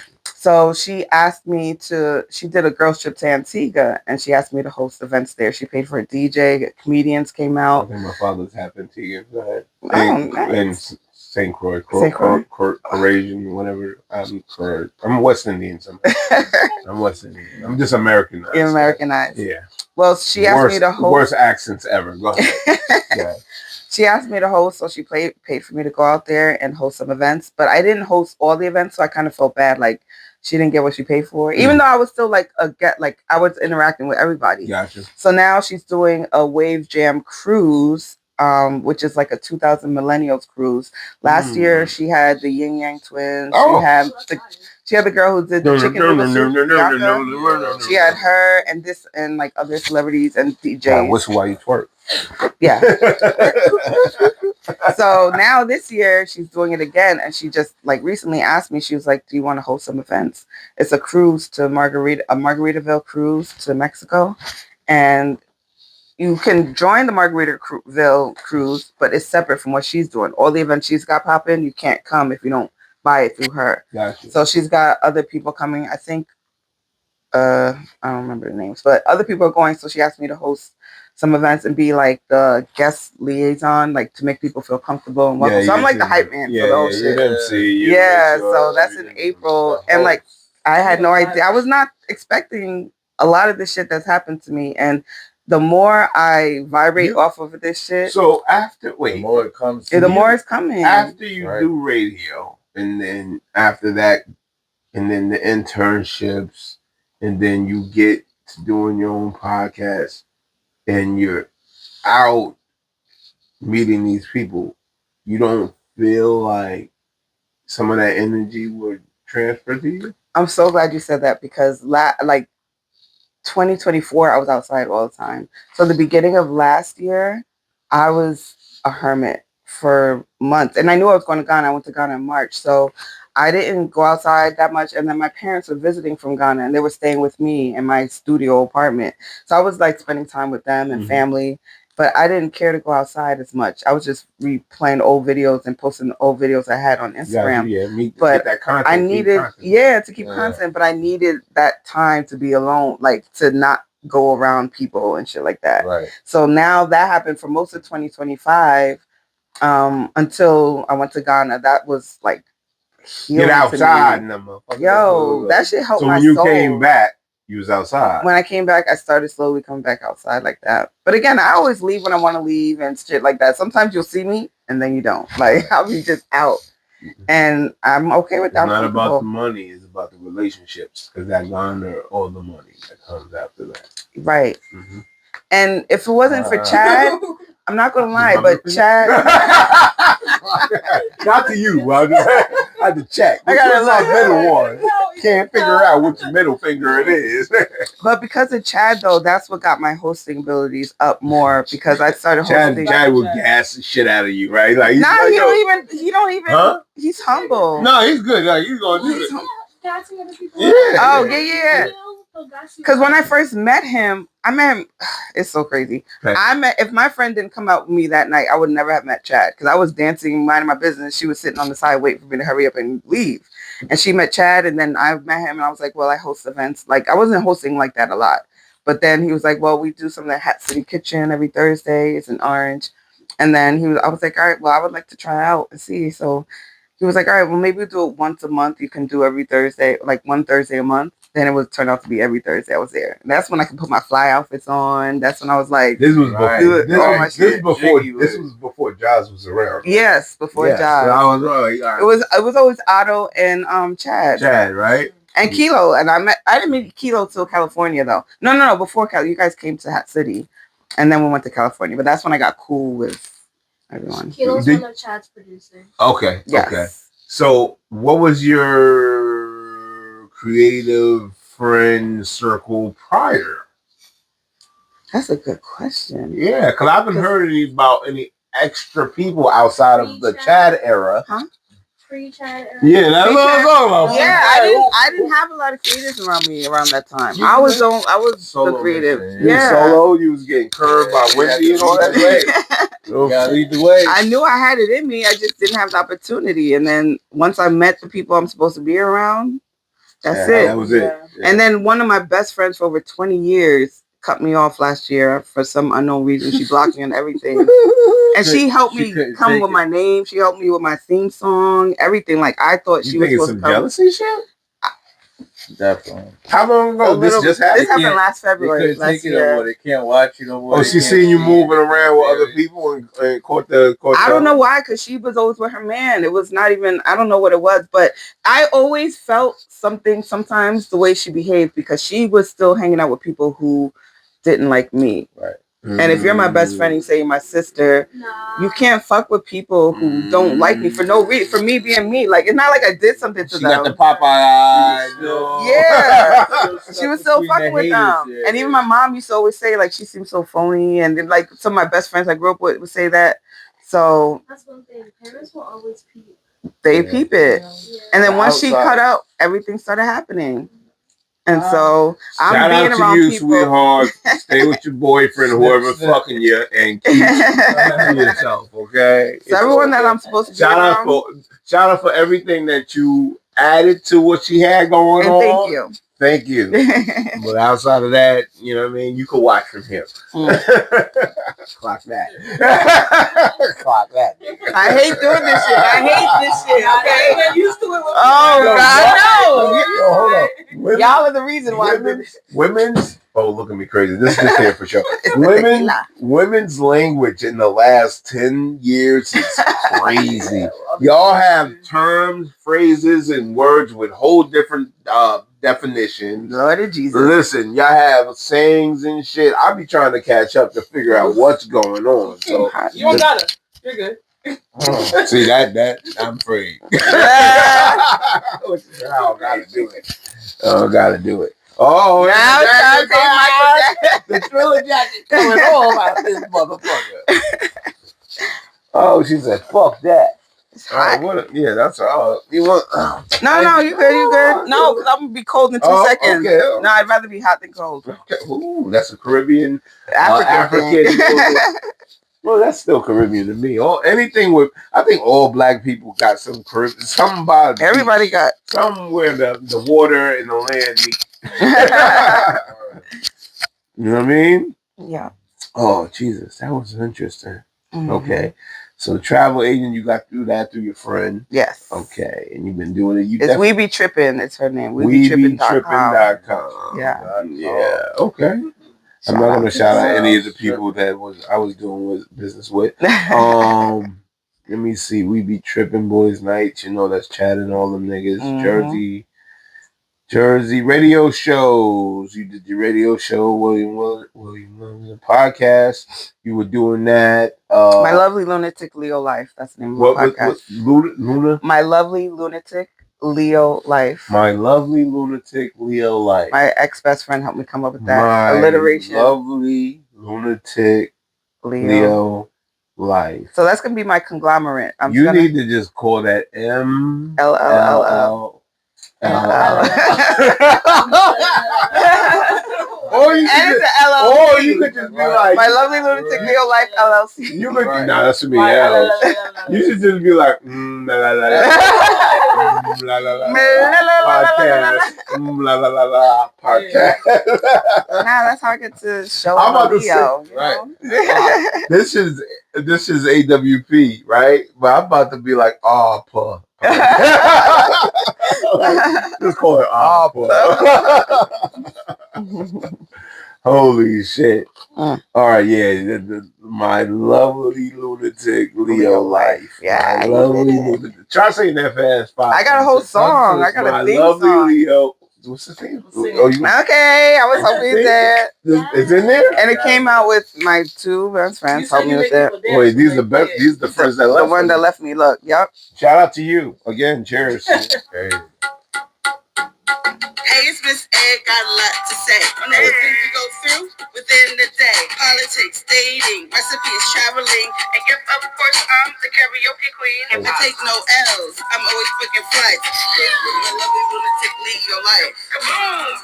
Stepped in the room. This is my lovely lunatic Leo life. Hey, you need to just keep that.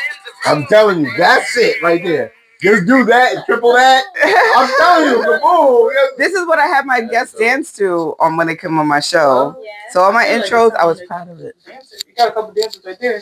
Well, we do. Kaboom. Got some stepped in the room. Yeah, some people won't know where that's from.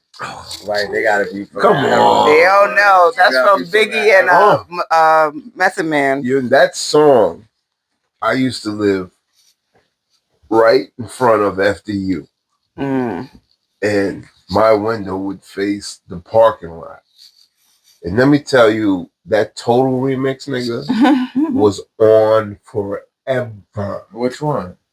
Kaboom, guess who's With in Total? the room? No, that was SWV and Wu-Tang. Oh my. Oh yeah, Anything. I'm thinking Anything. about Oh, that Blue was my Smoke shit. Fills the Room. I'm thinking about Smoke Fills the Room with Biggie. My bad. All right. No. There go my hip hop card.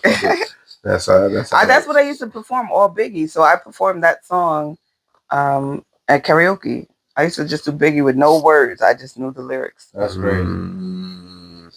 So you have music. You recorded records. I've heard certain things. You have a couple records or so. No records. You know? I'm taking a DJ class right now. Yes, I'm DJ. not confident in it at all. You're not. So you're starting. Do it. I suck. You suck. Yeah. But how bad She you? don't suck. I haven't been practicing. I'll just say that. This is your confidence calling and talking right now. That's what you're not confident. I'm not confident because I haven't been practicing, and then we have graduation coming up. Let me tell you what up. confident does. You could do everything wrong. Graduation is March. When you graduating from it? You're 11th? graduating from it? From the class, and on graduation we have to play a set, and I'm freaking out about this. About a month. Yeah, for Girl, it's 15 minutes. 15 minutes. She's It's the only first 15 one. She minutes. started it. Because of her is why we are doing this now. 15-minute set. She killed her set. But if you're not confident in Exactly. like. 15 minutes is nothing. And I want like 90s music. I want to do like a 90s battle. Right. Like, Girl, that's like 6 songs. Kaboom! Guess who stepped in the room? the pressure. I can't take it. Girl, you were the person putting the pressure on yourself. Yeah, that's facts. Yeah, come together. Let's hold hands. Kumbaya. Jersey. Because I'm from New York too. Everybody from New York comes out Yeah, here. I was born in Left Rack City. Left Rack, all right. Left Rack, Nori. LC. I'm about to put that clip up when Nori talk about Rip Park House. I moved from Washington Heights. Oh, okay. Yeah, I was in Bushwick for 2 times. Bushwick? Yeah, it's so different from when I lived there. Definitely. Oh, like now? Most definitely. It's whiter? Yeah, I'm always Even some Bronx places are gentrified. I come from the era where there were abandoned buildings in the Bronx. Yeah. But it's still, hell yeah. Hmm? But it's still bad there though. Like, it's gentrified. Yeah, because niggas are still killing niggas there, but they're not going to kill the whiteys because that causes an issue. Well, they might catch a stray or something. Nah, not even that. Not in the hood. They'll catch a stray from ICE. They won't catch straight from us. Oh, sorry. Did I say something?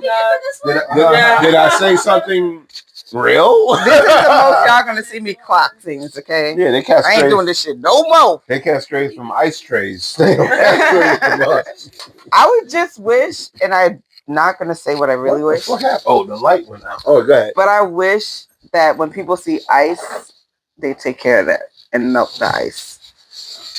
Whoa. What? That's terrible. No, I'm not saying it again. I said what I said. Melt the ice. Melt the fucking ice.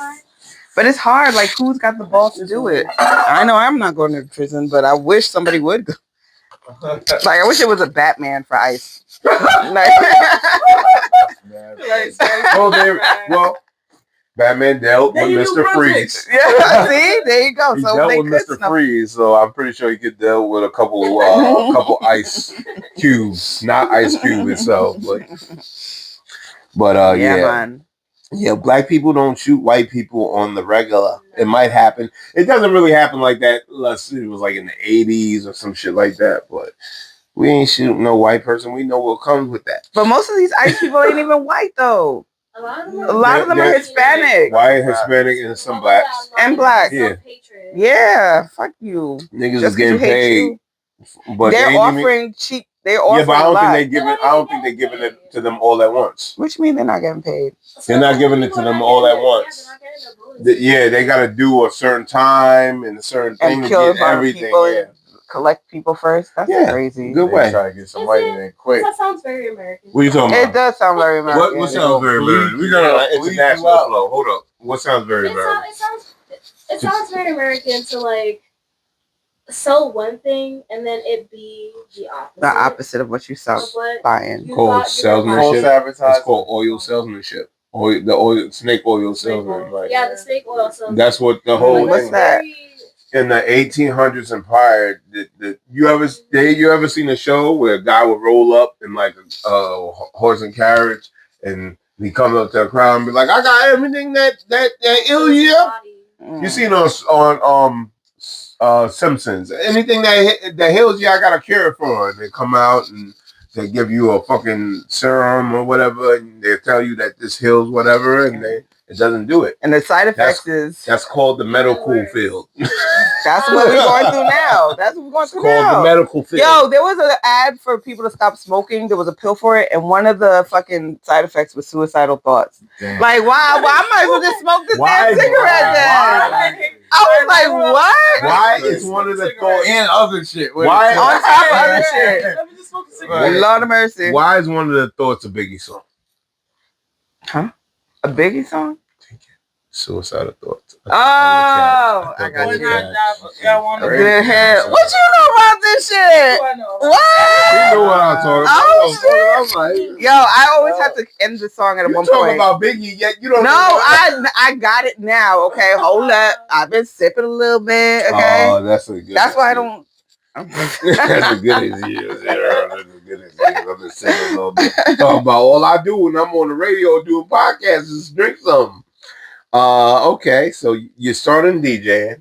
Yeah. You're not doing well. You're about to graduate in a month. You need to get your 15-minute set, 50 minutes of fame.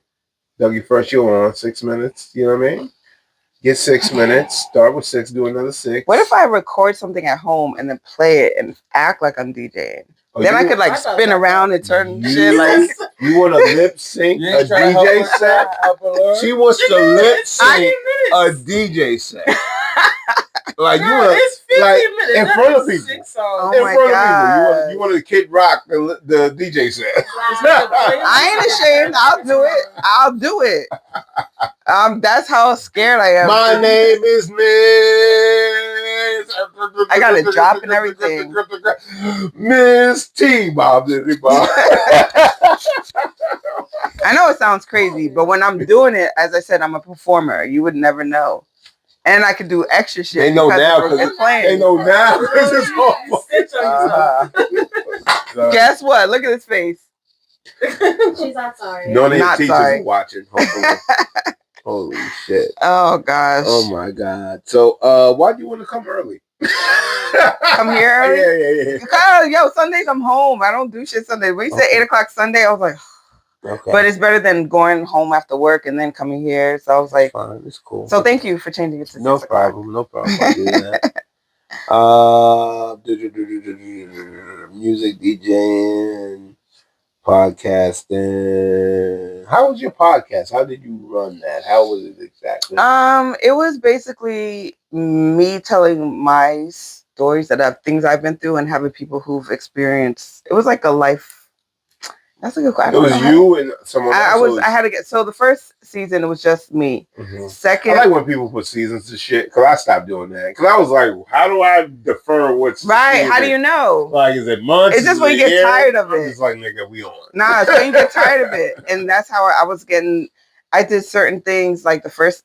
That's a good question too. Actually, I think of shit like that because the first season of my podcast was. To me was shit because I didn't have set days. I love this story. I would just like drink and smoke and feel like talking, and then I'd go on my phone. I had an app that I was using it on, and it puts it on all platforms. Right. So I did that. Then the second season, I was like, no, I found a beautiful studio in Newark, not far from my house. Mm-hmm. So that just walking into there, you get this whole vibe. The way they decorated everything, even when men come in there, they feel like it's gonna be amazing. You know what I'm saying? So people felt comfortable.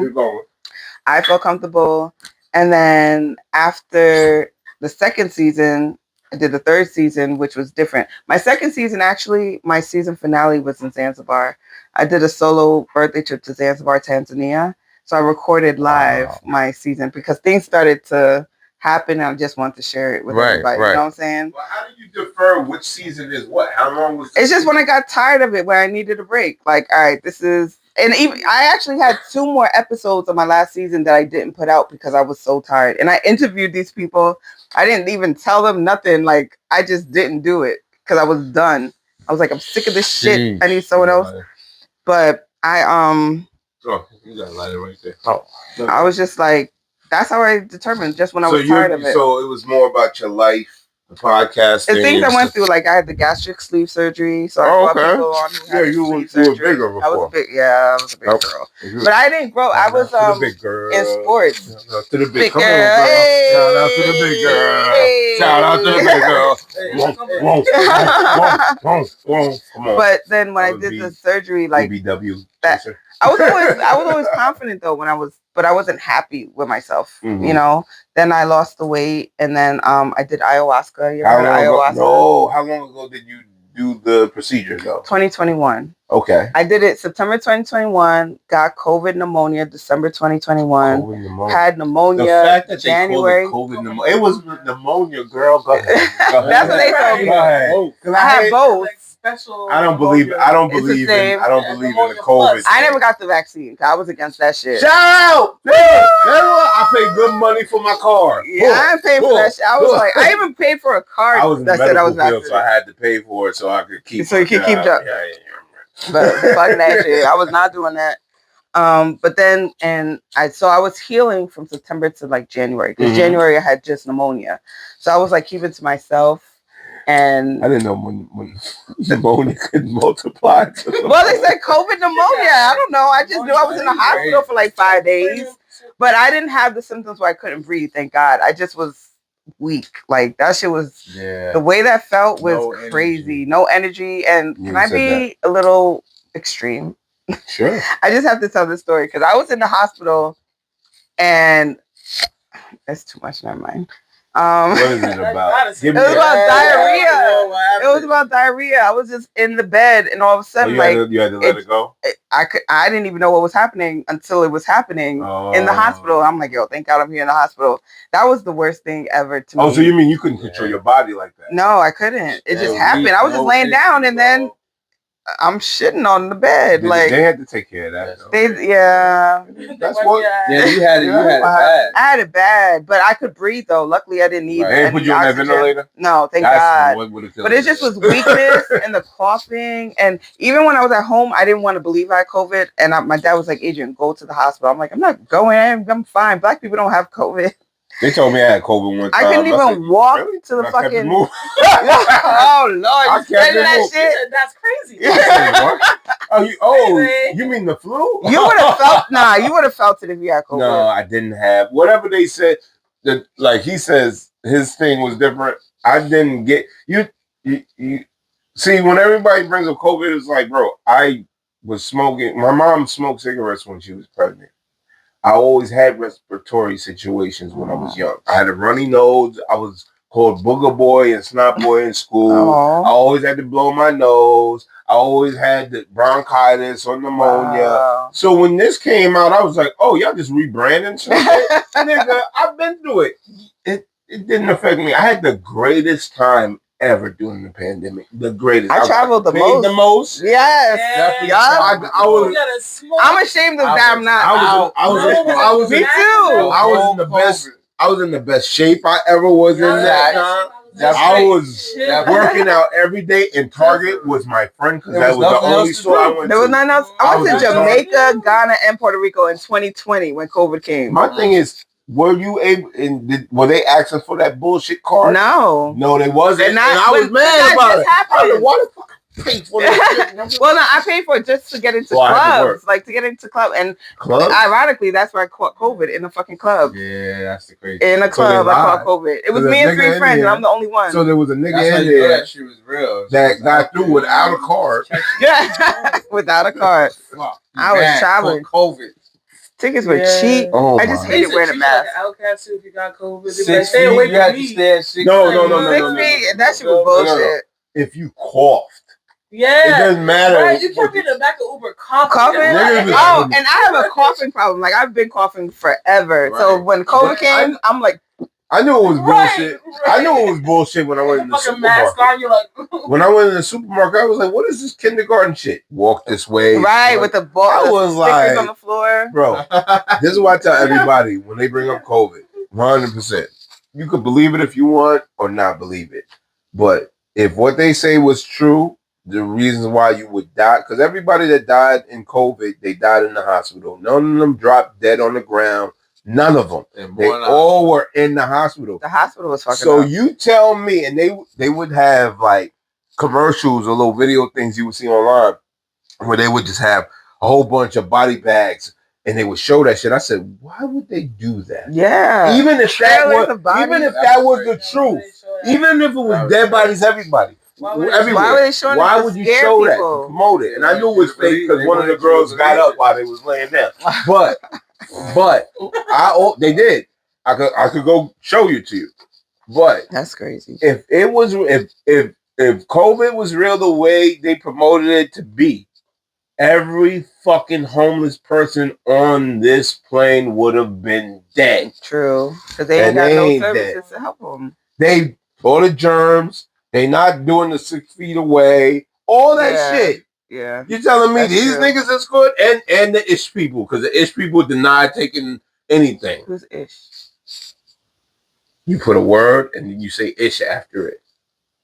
You put But you just said the ish. Oh, yeah, I don't the say first I don't say their real names. So how am I supposed to know what the fuck you're the people that run shit is real. Oh, yeah, ish people. I call them the ish people. Ish is I got it. Ish is a type of. Yeah. So they're the type of whatever. I ain't afraid to say it. Or you don't want me to say it? I mean, Jewish. It's the Jews. Yeah, they wasn't rocking with that. They was, first of all, they don't bathe anyway. Yes. They don't. Yeah. They don't bathe. White people have an issue bathing. But anyway. They don't want oh my God. They let the water run. They let the water run. Like what? I came up with and y'all are the superior race. I think because y'all the dirtiest superiorly race. dirty. Right. Listen. They said, I think if it doesn't, you know how when you say you get something black, if I get a black car, you can't really see the dirt like that. Right? But black people aren't like, no, but saying if you get something black, like if my black jeans, you can't see like the dirt like that unless it's real obvious. Mm-hmm. Right? So, but black people aren't like that. We're always like, we gotta clean yourself up. You might be at home a couple days and not do some shit, but outside of that, clean yourself. Right? I think if it doesn't look like it's a dark spot on their body, they don't think they dirty. They don't think they're dirty. So they don't wash. They wash their hair more than their bodies. That's the crazy part. Really? Yeah, this one I saw this white girl. She said she was like, I wash my hair and just let the soap go over her body. And so that's her shower? That's her shower. So the conditioner. She said it on a podcast. Like she was bold and happy about it. Like, yeah, like this is what I do and what? And what? Like what's wrong with that? I was like, what's wrong is that you're not washing. You're not washing yourself. Scrub, right? And that means you were born that, like you were taught this growing up. That's nothing new. They continue. And the whole life. So well, you know, through history, because conspiracy is history.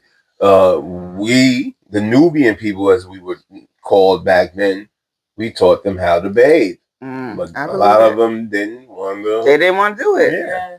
They said that when they touched down in the Americas, they smelled so bad that they started lighting things as they walked past, and then the white people thought that they were like worshiping them, lighting their way for them. Yeah, but that's mask. Oh yeah! Wow. Yo, shout out to everybody. Wow. That's terrible. And you know what else? Since we're talking about the differences in hygiene. Well, this is off of hygiene, but in Europe, you know, and in Egypt, they worship cats and stuff like that. Yeah. In Europe, Kemet, Egypt is a Greek name for Kemet. Okay. Kemet. But go ahead.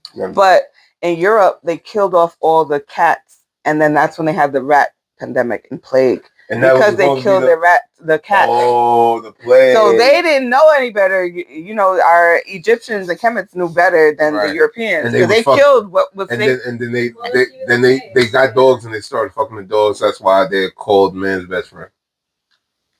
You lost me. What? You lost me. That's the term man's best friend because of that. Because they used to fuck dogs. Lovers. That's old caveman shit. Yeah, I was learning shit like this. Reality. Yeah, well, whatever you want to call it. I was learning this shit. I was 15 years old outside of school because I was around a lot of motherfuckers that was reading these books and these shits about this. So, you know what I mean? Like, yeah, that's a man's best friend for a reason. That's why they be kissing them and let them lick them all crazy and. You know, it's not generational. It's like wow, yeah. I can't. Amen. But they say that dog's mouth is cleaner than the bills, dollar bills. The white man says that. No, but I believe the white man taught you that. I don't want to be. Like money is the really right. Money is the dirtiest thing ever. Money? The money. Everybody, and it's been anyway. I've seen blood on money that I've had where it looked like blood anyway. Real. Damn. I mean, but it's just coming out. Money is dirty. You know what I mean? Fuck. What are we gonna do? But what does money really mean, though? Money is just paper. It's an IOU. It's a note. It tells you what it is. It's a note. We are all debt. We are debt. That's fact. The Social Security, all that shit. We are all debt. Mm-hmm. So this is the IOU for the debt. We are the currency, especially black folk. Yeah. But we're definitely the currency. Don't clock it. You want to clock it? Clock that bitch, nigga. Damn. Gonna have me looking like they got me clocking. Clock all that shit. Oh, so all right. Since we on that, yeah, I'm not. I've dealt with what. The term conspiracy theory was coined in the 60s after JFK got killed. So anybody that would question anything obvious, they would say, "Oh, you're a conspiracy theorist."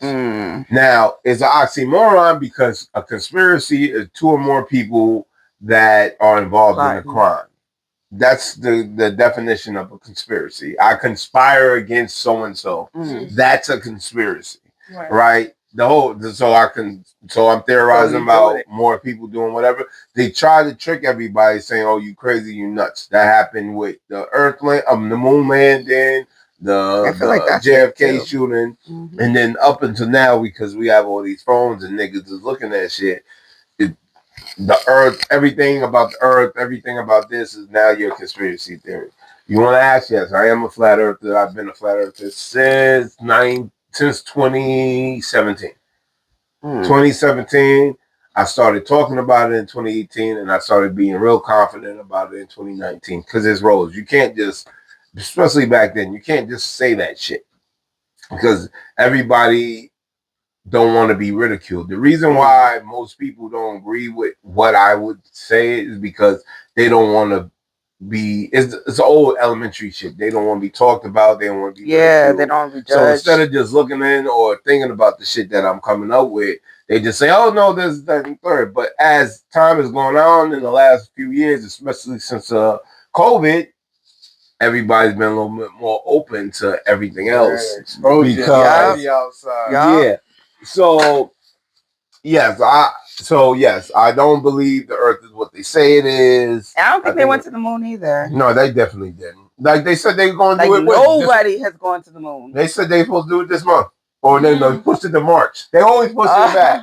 They say, "Oh yeah, the weather. Oh yeah, the fuel is not enough." Well, you don't only need a certain amount of fuel, and then after you get to space, you can't use your fuel. You know they have an outer space music list. Missy Elliott is on it. This dude AJ McQueen, who I listen to. What song from Missy? I don't remember. I don't remember. I'm gonna look it up though. Let me see right now. But they have a playlist that they play in space. So they say they play in space. Oh, the one with Lil' Kim when she's out of space with the Mega Man. The Mega Man song.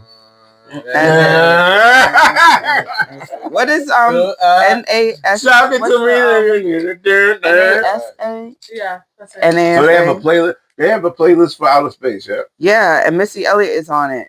I'm gonna tell you right now. If they landed on the moon in the rain. If they landed in 1969, where they didn't have the technology to do all the shit they did, where the president called him on a rotary phone to the moon and talk to them niggas in real time. In real time. I just saw a movie on Amazon it's like showing that it's a movie, so whatever, but they're making it seem like it was fake. They had a whole set for the moon, and they had people actually on the moon. It was Fly Me to the Moon, I think it's called, on Amazon. Yeah. But I just saw it like 2 days ago. Before that, they had one in the 70s with OJ, and they called Capricorn 1, where they were supposed to be going to Mars, and they faked that. Oh, really? Yeah, this was in the 70s. Is it black and white, or is it black and white or color? No, it's colored. It's colored, but they started. Listen, the TV or the phone or the screen. Let me tell the people that run the world and the universe or whatever you call it. That is the greatest invention to keep people fucking stuck. Mind control. Is because they did it with the radio. Remember, in the 1930s, the War of the Worlds come from whatchamacallit, scaring everybody, saying, yo, the aliens are coming, and they all believed that shit. Yeah. Mayhem. And they was like, oh, they thought he had sound effects and all that shit. And niggas is on the radio like, oh my God, everyone sounds the same. We all talk with the same accent. What the fuck, man? Damn. So with the TV, they just do the same thing. They're not gonna anything they show you on television. They're not gonna show you something they don't want you to know. They want you to know. Right. They're not gonna show you the truth. And even movies, some of the movies in Matrix recently was one of the movies that I saw that was not meant for everybody. That was like a calling to like super souls. I feel like the movie The Matrix. Super souls? Yeah. What's the other word we call it? Like a soul star. Like our souls go back long time. Oh, I've been here before. Over centuries. I'm not even talking about centuries. I'm talking about I've been galactic here before. Time or whatever. No, I've been here before. Yes. Yeah. Like, I think like this place. I think we live in a toroidal field. Like it's all energy. Yeah. Right. We live in a field of energy. Now, how far past we could go, that's something that we haven't figured out yet, at least right now. And especially because the government, the ones that's running it, they won't allow you to go past 60th degree south, meaning no matter if it's Pacific or Atlantic Ocean, you can't go past a certain point because the airships, the warships will come and they'll tell you to turn around, or if you don't, they'll shoot you down or they'll send a drone. Wow. This is real shit. Wow. This is real shit. So I believe we live in the energy. Like we have our time here on Earth to live out in the physical manifestation, and then when that dies out, we go back. We might be recycled again, or maybe we become energy itself. You don't know, but energy never dies. So you never really die. Your physical dies, but I've been here before. But what if I told you you've been on other places before, not just here? There's only one place, I believe. When I did ayahuasca, ayahuasca is a plant in South America, Central America. It's the Asian. No, it's South American, Central American. It grows in South America and Central America on a tree. So it's like boiling plants. And ayahuasca is like a gateway to your spirituality. It's always a plant. It's always a plant. It's nature. It's part of life. I've done that shit too. Wait, you did the 5D I've done all this shit. When you did this on a weekend? So no, I did ayahuasca in 2022. I did it twice. Then I did the 5-MeO DMT toll medicine. Which one is better? Which one did you see God in? I didn't see God, but I saw my soul. My soul. Okay, the first time I took it, my soul woke up. You know how when you watch mummy movies and they're like breathing, and when the mummies are waking up, like that, like that, the whole thing. That happened to me when I did ayahuasca the first time, and it was. You were in the ayahuasca den where they be like. No, we were in Poconos. Actually, it was a cabin we rented in Poconos. That's good enough. But it was like Poconos. That's great. Poconos. I didn't have to go away. But it was like 10 of us. Space. It was 10 of us in a room, and you have to prepare your body. You can't drink, smoke, have sex. You can't masturbate. You can't eat certain foods for like at least 2 weeks. Prior to this. You have to prepare. Like it's no joke. This shit is no joke. It's not a recreational drug or nothing like that. It's plant medicine. And so you have to be serious. You have to get your mind right. Mm-hmm. So because not everyone's gonna be able to handle what they see. Right. But the first time I did it, I think it was gentle, and it helped my soul wake up. So once my soul woke up, I knew who I was. All right, so your soul woke up. What did that tell you about yourself? Everything, it confirmed. Like, I always thought I was somebody who was meant to be seen, and my voice is my power. And I always knew that I'm here for people. Like, I'm supposed to help humanity. I knew it somehow, some way. I don't know how to explain. I knew it, but I wasn't confident in that. I'm just like, okay. But when I did the ayahuasca the first time, it told me, like, you're here to help humanity. Your voice, like, you being on radio and the experiences you went through is not for nothing. It's all for a reason. And you always have a story to tell. And even though you might think you're talking too much, it's helping people. Right. I even had an abortion in 2016, right? And that's what led me to my travel, because I was like depressed about it. It took me down a dark path. Do you feel like I felt bad? Like, you feel like that? Because I don't know if I've talked to women that have gone through that, but I know women that have gone through that. Do you feel like at that time? Oh, I mean, you feel afterwards that the decision you made was, or do you always second guess that? Well, the first 2 weeks after it, I was so happy. I'm like, I did the best thing. Thank you to God. Then after those 2 weeks, that's when I felt like a terrible. depression type. I went through. I couldn't even listen to babies laugh. I couldn't listen to babies cry. Even commercials, like on commercials, I would bawl. And so I started traveling, and that's what like kind of helped cure me a little bit. The travel. Leaving. It was healing. So when I did ayahuasca, I felt the soul of my baby forgive me. Like, I felt a peace finally. And that was in 2016. I had the abortion, and I did ayahuasca 2022. So 6 years later. So 6 years later, I felt the peace finally. So I didn't feel energy bad. that was your baby, or that was going to be your baby, it reconciled, or you. It reconciled. Yeah, like I don't know how to explain it. Some people might think it's crazy, but to me, I felt at peace finally, because I don't know what it looked like. I didn't see it, nothing like that, but I felt like. What what was it early? Did it early? Yeah, I did like in the first 3 months. Okay. And at first I was 34 years old. I always wanted a baby, and when I was young, I wanted like 10 kids.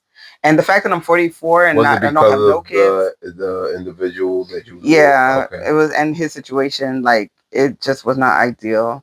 And so I'm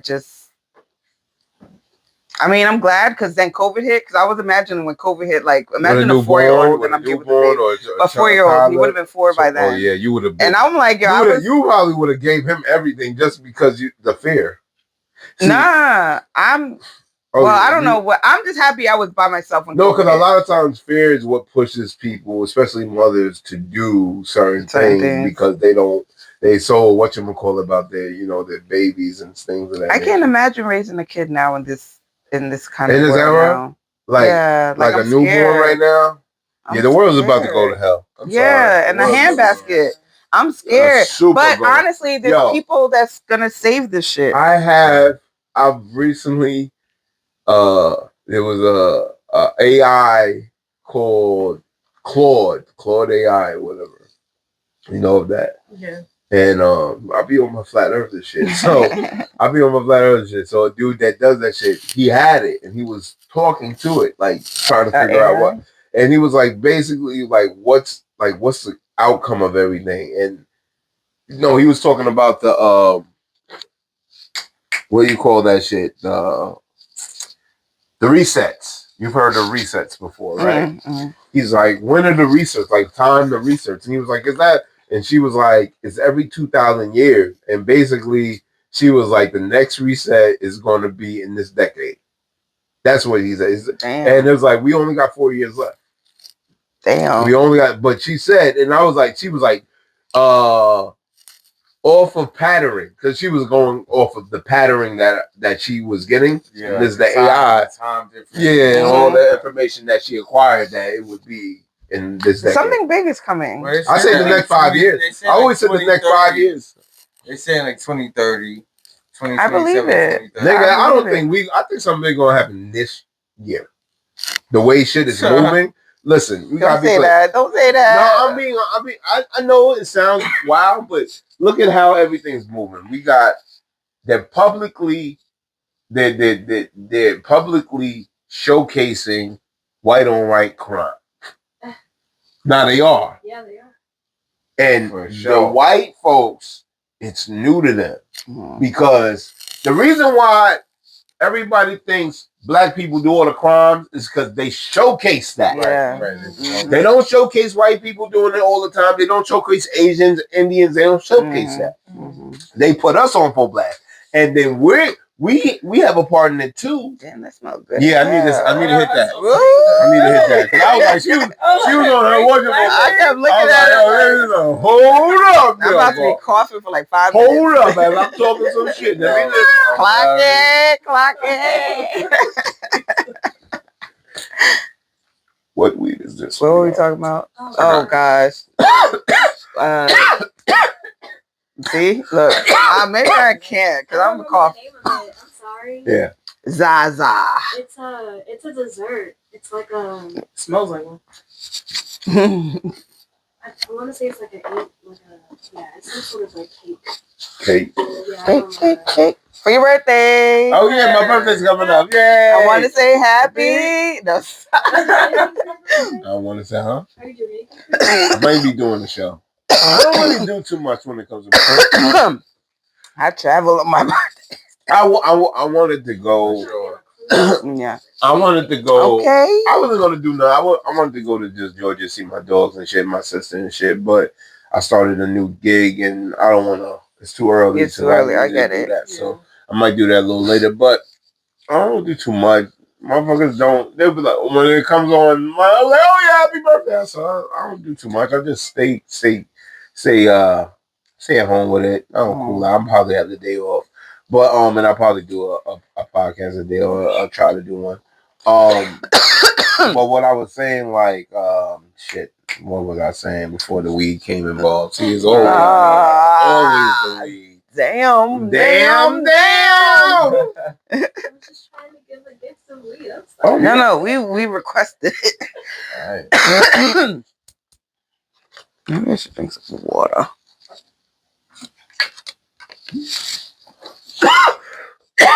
Well, yeah, basically, white people are the problem. I'm sorry. We say all that I love some of you guys and all that shit. But the general. Oh yeah, basically, I'm saying the shit is gonna hit. It's going out because they're publicly saying it, and now they're talking about. I'm like, oh my god, and it's like, I'm sorry. Like, if you want me to be honest, it's a Tuesday to me. Because Tyrone got shot on a Tuesday, and it was no big deal. It was What did the Joker say? The Joker say in Dark Knight, if a whole bunch of army guys get shot down, no one's gonna care because it's all a part of the plan. Niggas getting killed in America is all a part of the plan. White people getting killed in America and showcasing that is not all about the plan, and that's why they feel a way about it. Right now. The reason why shit happened is because they have a mind state of privilege that they think. Because I've watched videos where white people curse out cops, damn near attack cops, and these niggas are, after they get hit, then they might bring out a taser, not a gun, right? Because they know they do not want to kill this white. Because they know if they kill the white dude, they got issues. The real reason why black people, if we had a real community and we really had money behind this shit, they couldn't do that shit. Because that's why they don't do the Asians. That's why. Because if anybody gets killed, they're gonna run up on them. Yo, what the fuck? This ain't happening. So of course we get looked at as the bad guys all the time. All the time. And the funny thing is, we're doing your work. We're killing ourselves. Right. Yo, do you know that remember when Asians were getting attacked? They had a whole bill made. The Asian hate. Oh, yeah. You know what I'm saying?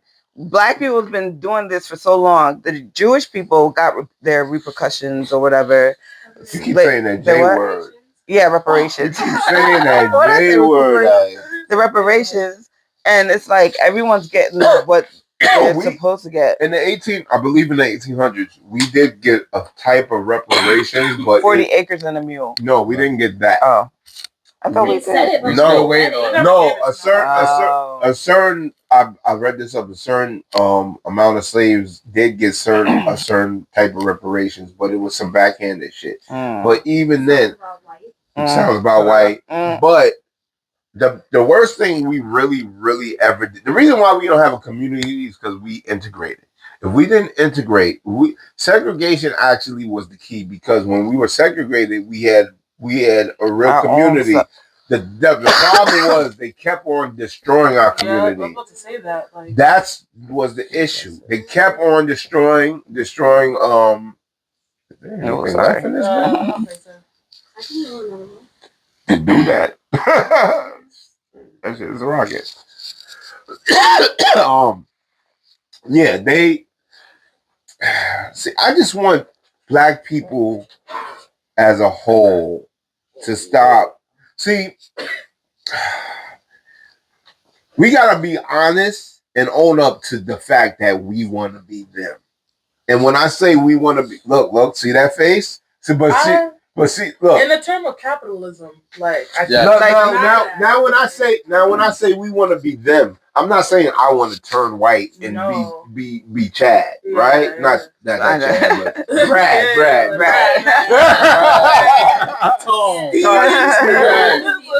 I'm trying to think of a word. But I'm saying every other culture wants to be what the privileged way of that. I get it. We want the privilege. I think I'll be watching shit. I think why are Black people calling other Black people coons? That means you are seeing your other Black brethren through the eyes of a white man, because that's white vernacular. Yeah. Everything is white vernacular that we just been embedded in. So it's like, he might want to play the white side of everything, but he's just doing more than what you doing, nigga. Because nobody's pro-Black if we still live in America. Facts. Because we still under the rule.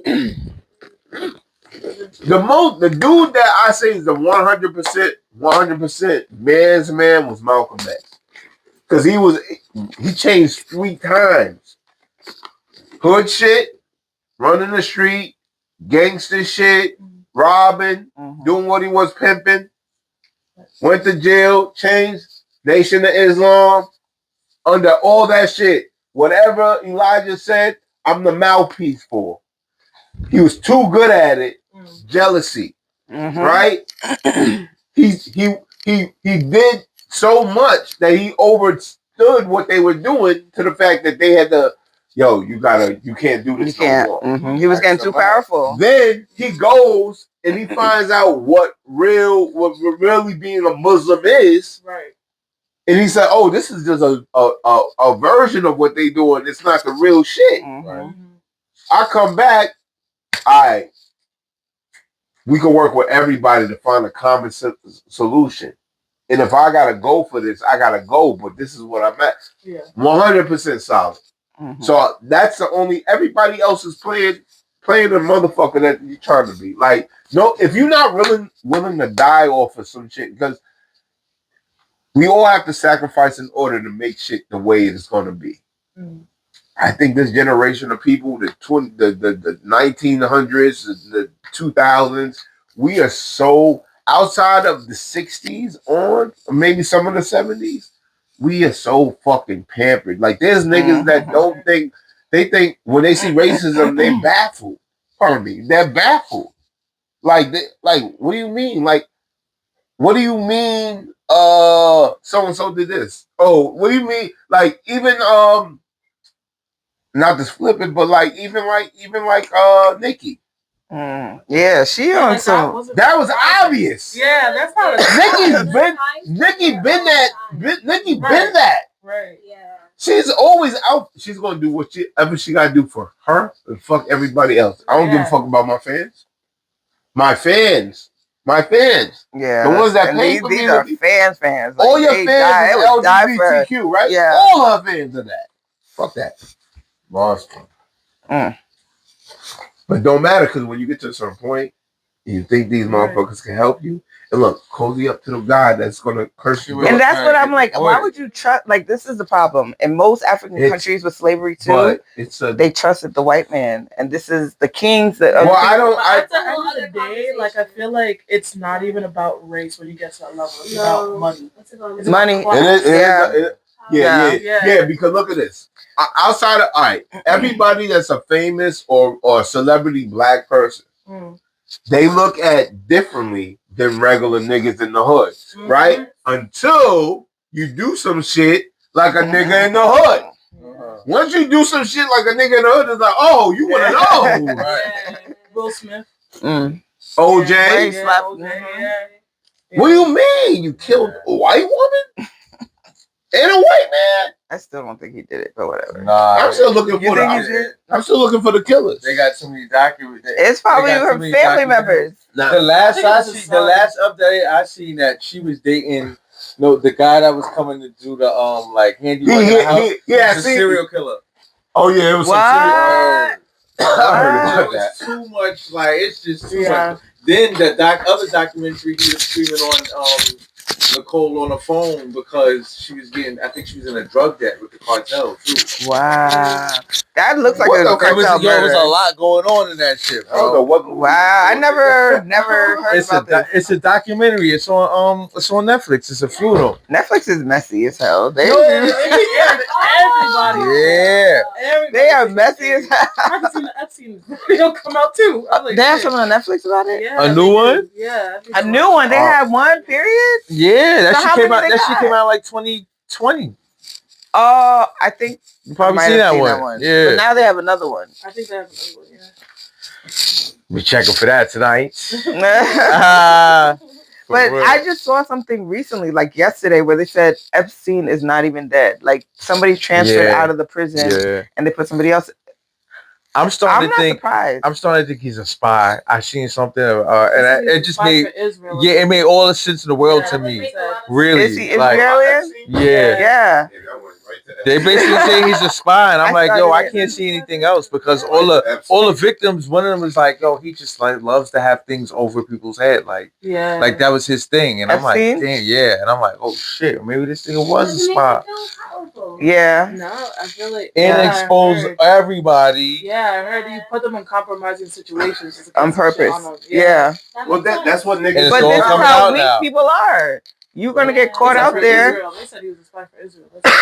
Is he Israeli? And that makes sense to me, yo. Yeah, I'm leaning on that. I try to keep a vibe where that's why I don't say interviewing, because interviewing is like, oh, someone say, hey, I see that you do this and you do that and no, not that. It's just a conversation. Yeah, even if I don't know somebody, I find some common ground. You gotta find a common ground where you can break the ice.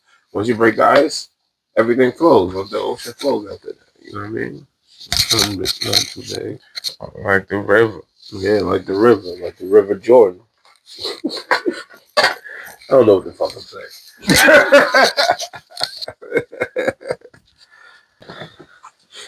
Got that Gilligan Island.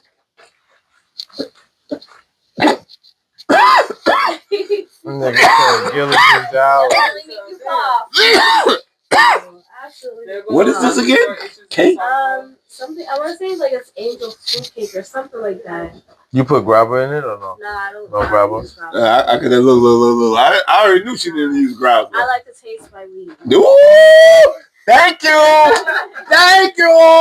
I hate I understand grabber. I understand it. But when it gets to the point where there's more grabber in the fucking joint, that's crazy. That's a hottie, a whole hottie. I'm good. Like, nah. I mean, I know some people say that it makes the high more like intense or like makes them last longer or something. The grabber? It's the hit, really. I think it's the hit. I need that extra like harshness. Thank you. Oh, okay. Yeah, I'm telling you. Okay. Yeah, that's the ultimate hit. The ultimate hit. So we're back from commercial break. Girl, clock it. Clock it. Clocking in. That's the most clocking. I'm not clocking no more. You're not clocking no more? After today, I'm going to do it throughout the show. Unclocking. All right. Did I ask you who was Mrs. A in the beginning? No, Miss A. Miss A? Oh, sorry. Yes, sir. I said Mrs. My bad. It's okay. Yeah, because that's normally my first question. Oh, like who am I? Yeah, like who will you tell me who you are? Because a lot of times that answer is going to be different for certain people. So I like to talk to the individual before the character that you construct. So that's a very good question. Yeah. So who are you to me? Okay, so can it be like a list or instead of explaining? Whichever way you want to break it down. Okay, so I am an old soul. Okay. And I am I'm an artist with my voice. My voice is my art. You know what I'm saying? And that's my power. I am a healer. I am an entrepreneur. And I am life. Okay? I help give life. Like, even though I don't have kids, when I did the ayahuasca too, that was another thing that showed me like I'm a mother of people. And that's what I say when I'm telling my story and people say how I've helped them or whatever. And I feel like that's part of it too. Like, that's a deeper thing that I've realized recently. But I'm supposed to be here because I'm one of the people who are supposed to help heal the world. And even though we're talking about how the world's going to hell soon, I do feel like it's a battle. Like there's a battle between good and evil. Oh. And I feel like good is gonna overtake. It might be bad.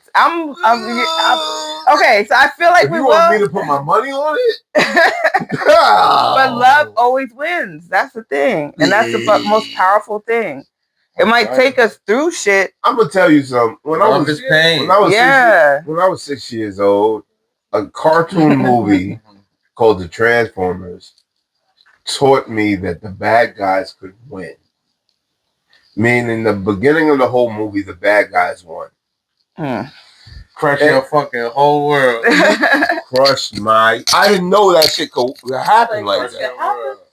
So I'm like, so since then, I always in the back of my head, and I don't think the good people of this world are prepared for what's coming. I think they are. You know why? Because their souls are ancient. This is nothing new. This is another battle we're coming to fight. It's all cyclical. We've been here before. We've been here before. But being here before don't mean you're gonna win the day. True. We can reset again and shit, but anything's possible. But the way I've been feeling and the way I've been meeting my soul family and people who I'm supposed to meet, we're all doing stuff collectively to help change the world in our own way, or even heal the world in our own way, even though we don't think it. It could be something as saying hi to somebody and smiling to them. That's it. It could be just like that. Things recently have been exposed that other people would never have thought. So it's like things are going to be exposed, and there's going to be people that's going to, like, I do have faith. Humans scare me. Like, people are fucking dumb as hell or crazy as hell. That's the problem. So I know that, but I feel like there's more of us than them. Nah, there's more of them than us. And evil is, you get there's more people that are, look. Oh yeah, you're right. You're right. We just talked about a whole separate Super Bowl because motherfuckers think away. You feel me? Like, and I missed the whole Kid Rock one. Like, I didn't see it. I didn't even care. But it wasn't just him. It was him and so many other people. I don't know how. He wasn't the only performer, right? Also, it was all recorded. Oh, so was it all on TV? Yeah, that's why. All right, but you know what? But you know what though? But you know what? I got it. That was. But you know what? People. That was for white America. For sure. I was like, I know these people are seething. I'm like, fuck them all. That made me happy. Yeah. They did a whole different Super Bowl. Halftime. Should have been a Super Bowl. It was Bad Bowl, Bunny Bowl, or whatever they called it. Benito Bowl. Oh, Benito Bowl. Excuse me. Oh, that was the Super Bowl. Yeah. It was Benito Bowl? Benito meaning what, bro? That's his name. Bad Bunny's name. Is Benito? Yeah. Meaning what, Ben? What the fuck is... It's Ben for Puerto Rican, I guess. That's what I don't know. Right. Damn. Can a nigga be named Benito? That's his ethnic that's his name. It should sound like a nickname. It could be. Do we really know? Yo, I'm sorry, yo. Is he Puerto Rican? Yeah. Oh my God. sorry, yo. What is happening right No, now? I came up with Puerto Rican. Why the fuck are y'all naming niggas Ben in Puerto Rican? Like that. It's not Ben. It's Benito. The Americans probably could have got Ben from Benito. Yeah, you know they steal everything from everyone else. Yeah. Yup. That's right. Clock and toe. Sorry. My got him. That was my master's language. Sorry. Calm it's okay. Down. We brought you back. Yeah, you had to bring me back. Get that back down. Yes, Benito Bowl. Your fashion. Yeah. It looks like you do modeling. You definitely have your own fashion. Yes, I do. Where did that come from? I don't know. It's just my mom and my grandmother. They were always fashionable. You know. Is it some of your family roots involved with this? It looks like maybe. I don't know, honestly. Could be subconsciously you're doing it and not knowing. Like my ancestors. I'm pretty sure you're picking something up from Ghana and bringing it up over here. Of course. So then But growing up, I didn't like African material. I hated African clothes. But we passed growing up. We grown now. So as being grown, I got it from my mama and my grandma. So okay, calm down. You know what I'm saying? And growing up though, I was not fashionable. Like I didn't know how to dress when I was younger. But the older I got, I guess the more I just started liking different things. You know what though, too? Yeah.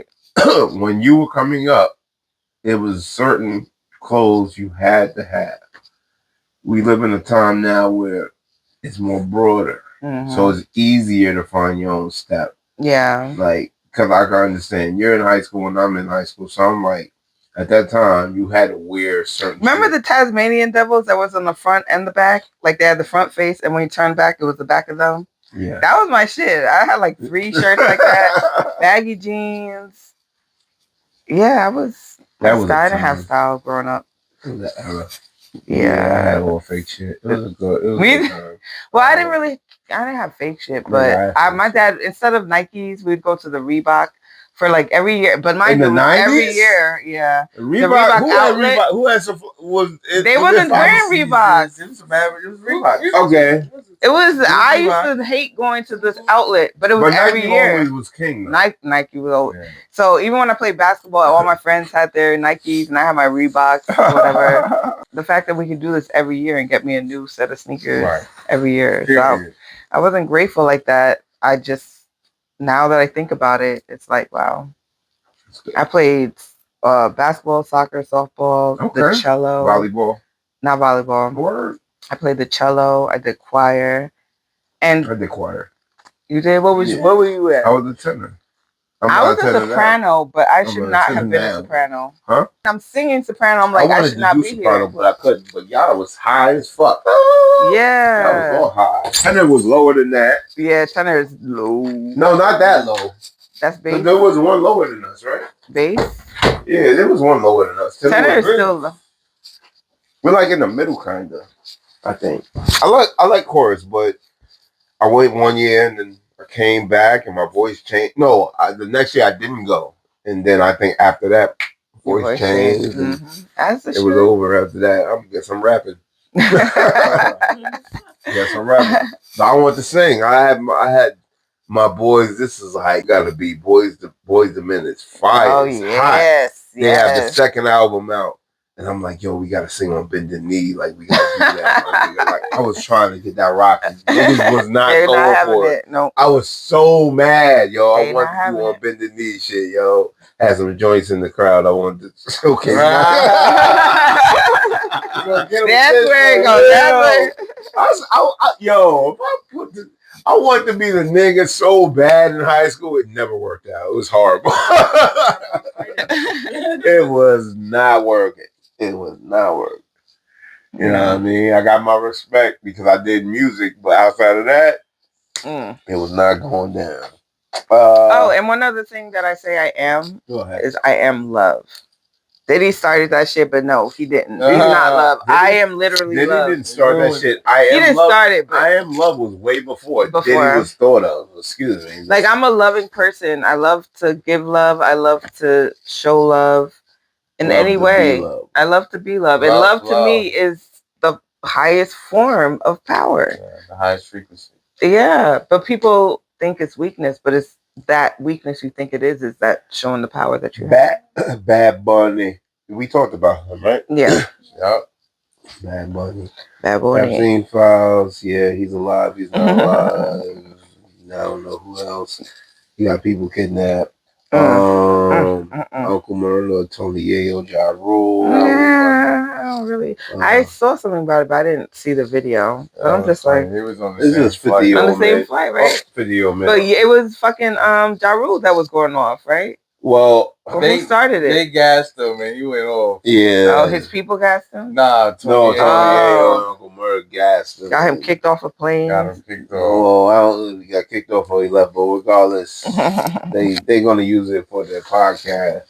Yo, they need to change the podcast to talking over each other podcast. That's all the fuck they doing. That would sound annoying as hell. Yeah, they talking over each other. Corey Holcomb, I'm gonna save that for when Andre comes because that's like comedian shit. I'm a comedian.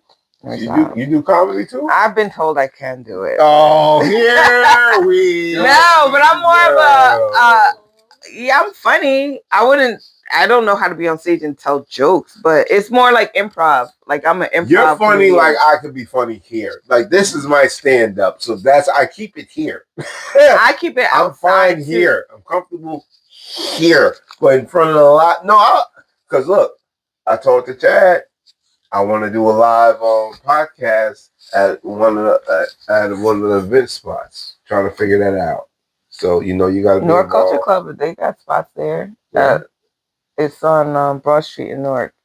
Newark Culture Club. They're new. They haven't even opened yet, but they've been popping for like the last month and a half of the event. North Culture Club? Newark Culture Club. Newark Culture Club. And my signs, fast signs to the signs. So they having events. They have events there. You can rent it out and stuff like that. Okay. They have a bar too. Okay. So yeah, Newark Culture Club. It's right by the Harriet Tubman Park, which used to be Washington Park, by the library. Okay, I'm gonna talk to them about. Yeah, he's Chad knows the people there. He said he got residency, so that would be a spot. Yeah, we need to bring this to the people, and y'all have a lot of people. Yeah, and I'm smart. No, so I have to do smart things. Do smart things. What do you do for a living? What is your job? Do you mind? Never mind. That was like random as that shit. You broke it. Let me mind my business, okay? It's here. Why you need to know where the fuck it's coming from? I thought no. I do medical transport. Okay. I do medical transport. I've been doing that for almost a year now.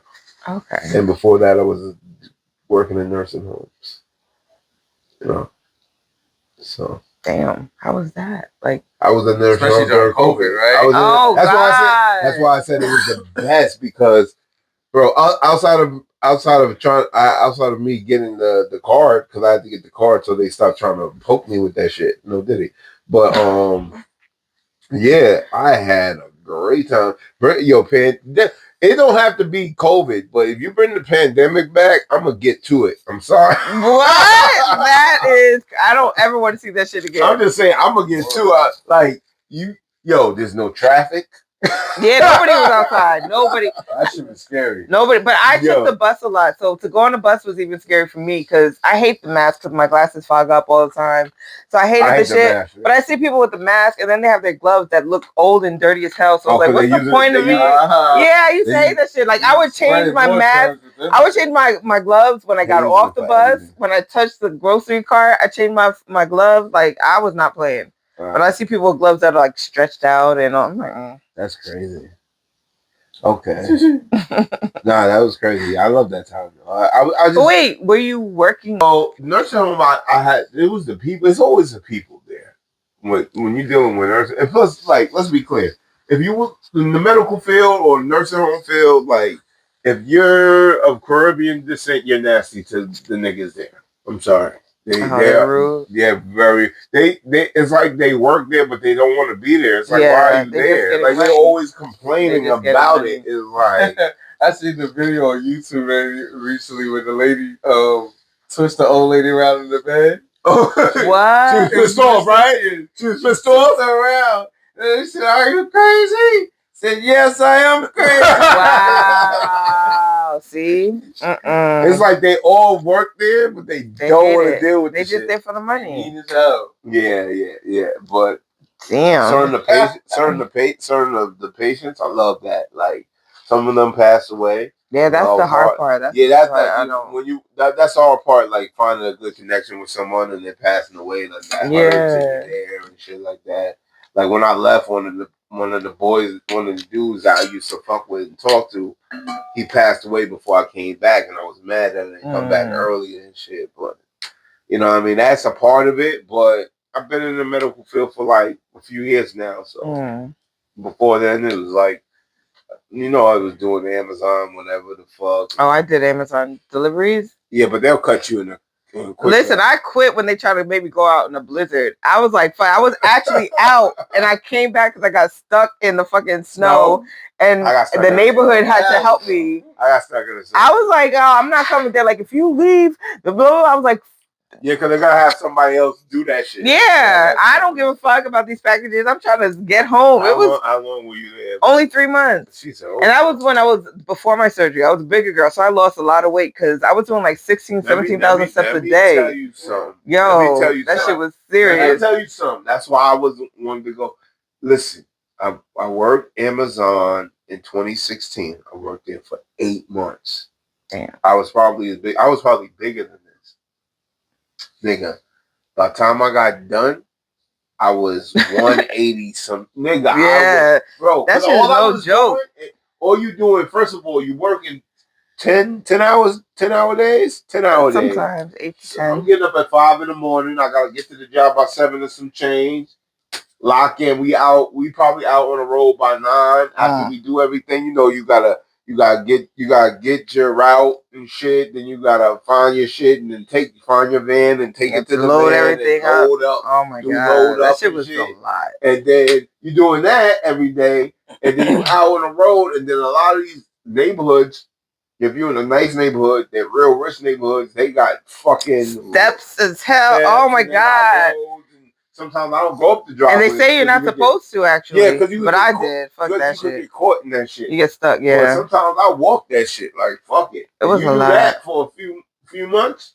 Yeah. I drove the big trucks. You know, like the UPS looking trucks? Yeah, I drove that, right? One time, the big truck. One time, I was in a neighborhood and I had to make a U-turn. I was a dead-end street. Yo, there was a car. All I heard was... It was the corner of the back of the bumper of the truck put a hole this long in a car, and the truck was nothing looked like it happened. So I had to sit there and wait. The cops came, took my ID, and then I left. Nothing happened. All right. So you want me to tell you why I don't know if this had something to do with me leaving Amazon the first time? All right. So buzz this. I don't think I ever said this on camera. Oh shit. Exclusive. Don't say that shit. Oh. Non-exclusive. Nah. So I'm working Amazon. I'm working in Elizabeth. So I go to Elizabeth. So we're in like Springfield, Maplewood, that area down 78. I'm delivering to a house. Now, the driveway thing, you're right. Niggas should not go in the driveway. Because I went in the driveway and I hopped out of the van and I didn't put the brake on. So I hopped out the bitch and I'm going to give the package and I turn around like, oh my God. So I run back. That's crazy. What? So hold up now. OMG. Hold up. So I run back. And by the time I hop in that shit, it already hit contact with the garage. So I don't know if someone was home. I backed out that shit. No way. And I ran around the block. And I was like, I still had other packages in the area. So I just kind of ran around the block a couple times and waited to see to see what would happen. You don't think they had a ring camera? Everyone in those areas got a ring camera. This was 2016, so Oh, I'm not 100% sure. This is 2016. Oh shit! But bust it, right? That happened, and by the next week, I was no longer working in them. Bust it. They never told me this incident had to do with it. They told me that what happened was, if you work at Amazon and you're a driver, you don't work for Amazon, you work for a subsidiary of Amazon. Right. So it's a different business. My business was like Express some shit. It was Express some shit, right? And they were folding. They were folding, so they were telling everybody, you need to find another joint to be on. So when this happened, at the same time this happened, my father was dying. My father was going to dialysis. Funny enough, I take people to dialysis for my job. But my father was going through dialysis, and he had got a blood infection, and no one knew what was going on, so he was very out of it. So they was like, yo, you can't work for a while. I was like, okay. So while this is happening, I'm taking my father to work. He's in the hospital. He's in a coma. There's a lot of shit going on. And I'm calling him back like, yo, what's going on? What's happening with my job? So I don't know if that incident had anything to do with it, but I never got told that. But that happened right before. So how bad did you damage the garage? I didn't look to check. I know. Nigga. I don't want to know. Nigga, when you black and you in a white neighborhood already, this is a white neighborhood. They showed me that. Listen, they put the gun out. The cops put the gun out on me around the corner. They said, welcome here, nigga. Wow. You know what I mean? Like that's how they. A year into this bitch, I had a gun in my head by the cops. So listen. So I understand it. So I just like scoped out this shit and stayed put for a minute before I made a move, because I was like, let me see if some activity happened. You know what I mean? And then I quickly did what I did, and I skated. I couldn't skate because that shit was so loud that people came out of their house. Oh, like I was just it was like I couldn't leave. Don't you hate when I remember I was in a car. I had my mans in there, and he had a joint that he was pimping, like literally. There was a time where I used to drive people that did shit around, because of, you know what I mean, for money or whatever. So my boy was having his one too, and he had some bud on him too, and I accidentally just like bumped the back of a van, and it was like elderly women. Oh no, it was an elderly man and women. And a young girl, I think they was Italian. Young girl was kind of cute, Italian girl, and she was like, no, cause something happened. I went to skate because I'm like, yo, we too hot. And they went to call the cops, and the young girl was like, no, you don't have to call the cops. Cause I was like, it was no big, it was a bumper hit. It really was nothing wrong, but they made a big deal. It was like, yo, you gotta get it fixed. So I had to pay like $800 for this bullshit. Damn. Yeah, I had to pay this shit. But yeah, when that happened, I was too hot for any of the boys or anything to happen. There was a time. Because that happened to me a few times too. I had to pay him more real quick. I had to think about it sometimes. Like, damn, you know, some people will bump you on purpose in a car just to do that too. So but I hit them though. But they wasn't trying to let. The only thing is, Shorty was just like, yo, you don't have to call. She talked to her aunt or her grandfather, or whatever, was like, you don't have to call the cops or whatever. And I was like, yeah, just give me your information. He was like, you sure you're going to do it? I said, yeah, I do it. So I backed it up. Like, yo, I don't want no problems, because they could just say some shit. You know what I mean? Right. Like, when your word against their word is sometimes it's like, fuck that shit. The Dow over child trafficking, we talked about that, right? Not on camera. Not on camera. That was the most honest. Not on camera, because it came out broken. Like.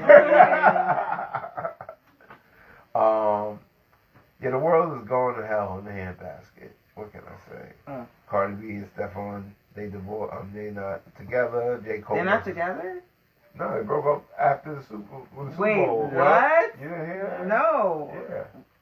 I mean, I usually don't care about people's lives, but they were just That's the current event. Yeah. Well, his other BF was out there with the baby. It was a whole thing. But I mean, they had it at the same time, so what's That's the a beef fact. now? That's just one. Then he lost. Oh, so he. Yeah, but she left. And She left and before he walked off. He wasn't supposed to leave. She left. She left. So he But gets- she left he at gets halftime. fined She for left that. at halftime. She left before After he lost. Benito. And I think she had a fight. In like before the game, like the pre thing to the game, she was beefing with Travis Scott and What? and Quavo. Oh, There was wow. a lot of shit be going on behind the scenes. All these people around. That's crazy. Heard shit at the Super Bowl. I said that white people need to learn Spanish. Whippa. Jersey Club is taking over everything. Give us our goddamn respect. Tony Ader, Gyro, Corey Holcomb. I think we talked about Valentine's Day. Did we really talk about that? Or niggas didn't No, Oh yeah, we did. We got we said fuck Valentine's Yeah, Day. we did say fuck Valentine's Day. Not in a hating way. But No, just, I mean know, if whatever. you got It's Valentine's, just well. propaganda. But if you don't, fuck it. You should. Every day should be Valentine's Day in a relationship. Oh. It doesn't mean giving material things. It's Every just day love. is Christmas. See, it's not about material things. It's just about love. Shout out to SNS, the concert we was out there. Yeah, You know what I mean? For sure. That's what we did last time. Shout out to him. It was a great concert, great performance, and shit Definitely like dope. that. Fire. We're definitely gonna have some backup information for that. Some of the artists that was there, we got some shit coming up. So just shout out to SNS. I know he got Word. some more shit coming You on. know, I'm ready for the next one. Yeah. I think he said he's gonna start one, so we can contact with him and all that shit. Yeah, always. When's your next performance or runway show? Ooh, talk to him. February 21st. Talk to him, yo. Oh, where? February 21st in Atlanta. Yeah, he gonna. Okay, you got food out. Yeah, I'm out of there. I'm down there. So Nice. yeah, we're gonna be out there. Fashion show performance, after party, the Liddy Boys, Success ATL. We're gonna be outside. We're gonna have some fun. Nice. Oh, well, thank you guys for having me on the show. Yes, it was Murder. a pleasure. Thank you for being here. Yeah, and I'm tired. Like, Okay, you you know gotta what fuck I'm out of saying? here. It's like Done 9 with you o'clock. Monday, Woo, Monday child. morning, you I'm heard? done with you niggas, you know what I No, mean? not like that. Don't put words Anything in my you want mouth. to say? Yes, please. Where they can find you. Oh, yes. Upcoming events. Okay, so our upcoming event is Launch March pad, 5th. McQuack, Launch Can I, The can creative I get one Launchpad. of those, please? Yes, of course. Thank you. Launchpad Creative panel we're having at Atelier on March 5th on Thursday in Newark, 6 to 8 p.m. Going to be hosting on a cruise to Mexico and shooting some content over there. And then I'm actually working on a TV series too. Nice. You know, so that wasn't me. That was The me. timer? That was me. The timer's over. Yeah, you can find me. My Instagram is Miss A Loves to Travel. MISSA Miss A Loves to to You said travel. what? A series? A mini series? Yeah, but it's about my life. Okay. It's about, Okay. but I'm making it a fiction so I can embellish even more to make it sound even more crazy. So who? Right. So instead of Wendy, is Wendy's not even in this one. Oh, I don't even. I gotta figure out how to. This is when I moved to Ghana, secretly got married, and worked What? on the TV series. What the fuck? When was this at? Wait, hold on. When was That's why we gotta wait for That this you for gotta the wait. series. You know what I'm No, hold on. This is Hold on. 2012, 2013. Actually, February 23rd, 2013 was when we got married. Yeah, that's what a lot of that that shit was is going coming up down. right now. I think Lot my of parents, my marriages. family didn't know about it for 4 years. Wow. It was with a guy in Ghana, trying to get him here, but we broke up.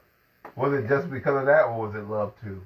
To me, it was love. To him, it was I need to get out of here. I think it It was was that. business mixed with pleasure. And he didn't have no money. He was broke as hell. He was a rapper. My parents, but he would see my family. Y'all all love broke niggas. Y'all just want the rich ones. Y'all all love broke niggas. What happened? They'd be the most fun. See, we had a good time though. We had a good time. Right, we had a good time, We though. had a good We had time. It wasn't about the money, okay? We had a good time. We just couldn't pay for it. Right? Right. Yeah, so it's basically about that, and then how I started, like, and then everything afterwards. Okay. You know, so I'm working on that. But yeah, hire me to host any events. I host weddings, funerals if you need me. I could cry on cue. That's crazy. Yeah, so Miss A loves to travel. Oh, my YouTube page is Miss A TV Adrian. MISS Adrian. ADRIENNE. That's where you can see my podcast episodes. Okay. And my travel vlogs. Okay. You know, so yeah. Yeah. All right. Talk about. Yeah. That's what's up. Anything Clock you want to ask us? Huh? Anything you want to ask us? I think I asked you guys everything. Oh, okay. If you on the spot. No, I do this all the time. How long? You said you had your podcast for 6 years? You guys it's going on 6 years, yeah. And you guys been a co-host for 6 years? No, well, 4 years ago? Yeah, about 4, probably going. Yeah, Yeah, 4. Nice. Yeah. 579 episodes. That's a It's lot. not that, but it's It's not that. I'm like, damn, y'all been around for. But perception, people believe what you put it, yeah. What you think is that though? You think it's like half of that? Yeah, probably 2 songs. So I'm the first one in a long time. When was your last one? My last actual podcast that we recorded was A weed now. Was it this year? It definitely was. It was. Hold on, Why wait. was it the weed? Who was it, bro? The last people we had. Oh, my man Tafari Gardens. It was Tafari Gardens. Yeah. Tafari Gardens. That was this year. That was this year. That was This in year. January. Oh, okay. Was it January? Absolutely. Yeah, it was in January, It's February. only the other, right? Yeah. He was the first of the year, yeah. Okay. Because sometimes it depends, like, listen. But if you would have got my DM earlier, I probably could have been the first one of this year. Oh, cute, see? Clock it. Clock it. Clock it. Listen. I do what I can and try to make time for everybody. Listen, because that's what I am. I like to talk to people I know that are creative, that got something going on. You know what I mean? Because I'm a person that was in the same area doing all this shit, and now I just want to talk to people and see what people's minds is and see what they got going on. It's a good thing. How would you rate this podcast? Us today? About an 8. 8? 8? Take this shit off me right now. I would have said a 9.5, but that's just me. Okay. I say a 10. It's very informative. That's right. That's right. My Wendy story. Yeah, what? Hold up. My Wendy story. Yes, it did. I'm redoing it now, so I gotta look. Sometimes I look back at it like, oh shit, that was. I don't know how this shit gonna come on. That was great. This is a great episode. You can pick up my flyers off the floor. Hold up. Yup. Okay, hold up. Now I'm picking them up. It was a 9.75. I'll take it. From Anthony Alexander, aka Club Holder Attention Whore. Okay. Shout out to Miss A. The one and only. Thank you guys for coming. Look her up. Supporting. Support her. Check out the Launchpad, the Creative Launchpad right here. Cue cards on this motherfucking bitch. Whatever she said before, that's what it is. Like I told you before, this is the Unstoppable Almighty AWP Attention Whores podcast. I am Club Poe, Anthony, if you know. This man right here is the co-host with the most, always rolling up, always smoking that good. Mr. 103. Yes, sir. And the individuals on the side. Eddie and Ufan, the panelists. Miss Eddie, Ufan. The panelists on our the backup. Yeah, that's my crew. The that's backup. our crew. You know what I mean? The back motherfucker. The entourage. That's right. I like that. The back motherfucker. Everybody got something to say. Hey. Hold up, nigga. Hold up. And they will be featured on the Launchpad, correct? Yep. Yes. All right. Make sure we get that. We got the answers to your questions. Yeah, so that's what's going to be like. Yeah, and advice at inspiration. We're gonna inspire you to do what you want to do. We're gonna When you want to do it. Huh? When you want to do it. Yeah. Yeah. Yeah. Okay. We're gonna inspire you to do what you want to do. When you want to do it. Right. When you're ready to do it, that's when it's time. It's time. It's done. It's time. Hey. It's time. Hey. It's time. It's time. Wait, not for that. For the percolator. We doing both versions, right? Shit. Shout out to you for 151. You know what it is. You know what it is. Another episode. Thanks everybody for showcasing, for showing up, for supporting. Thank my guests. Thanks for the supporters. All you motherfuckers. We here for another year. You know what it is. Yes. AWP, bitch. Peace.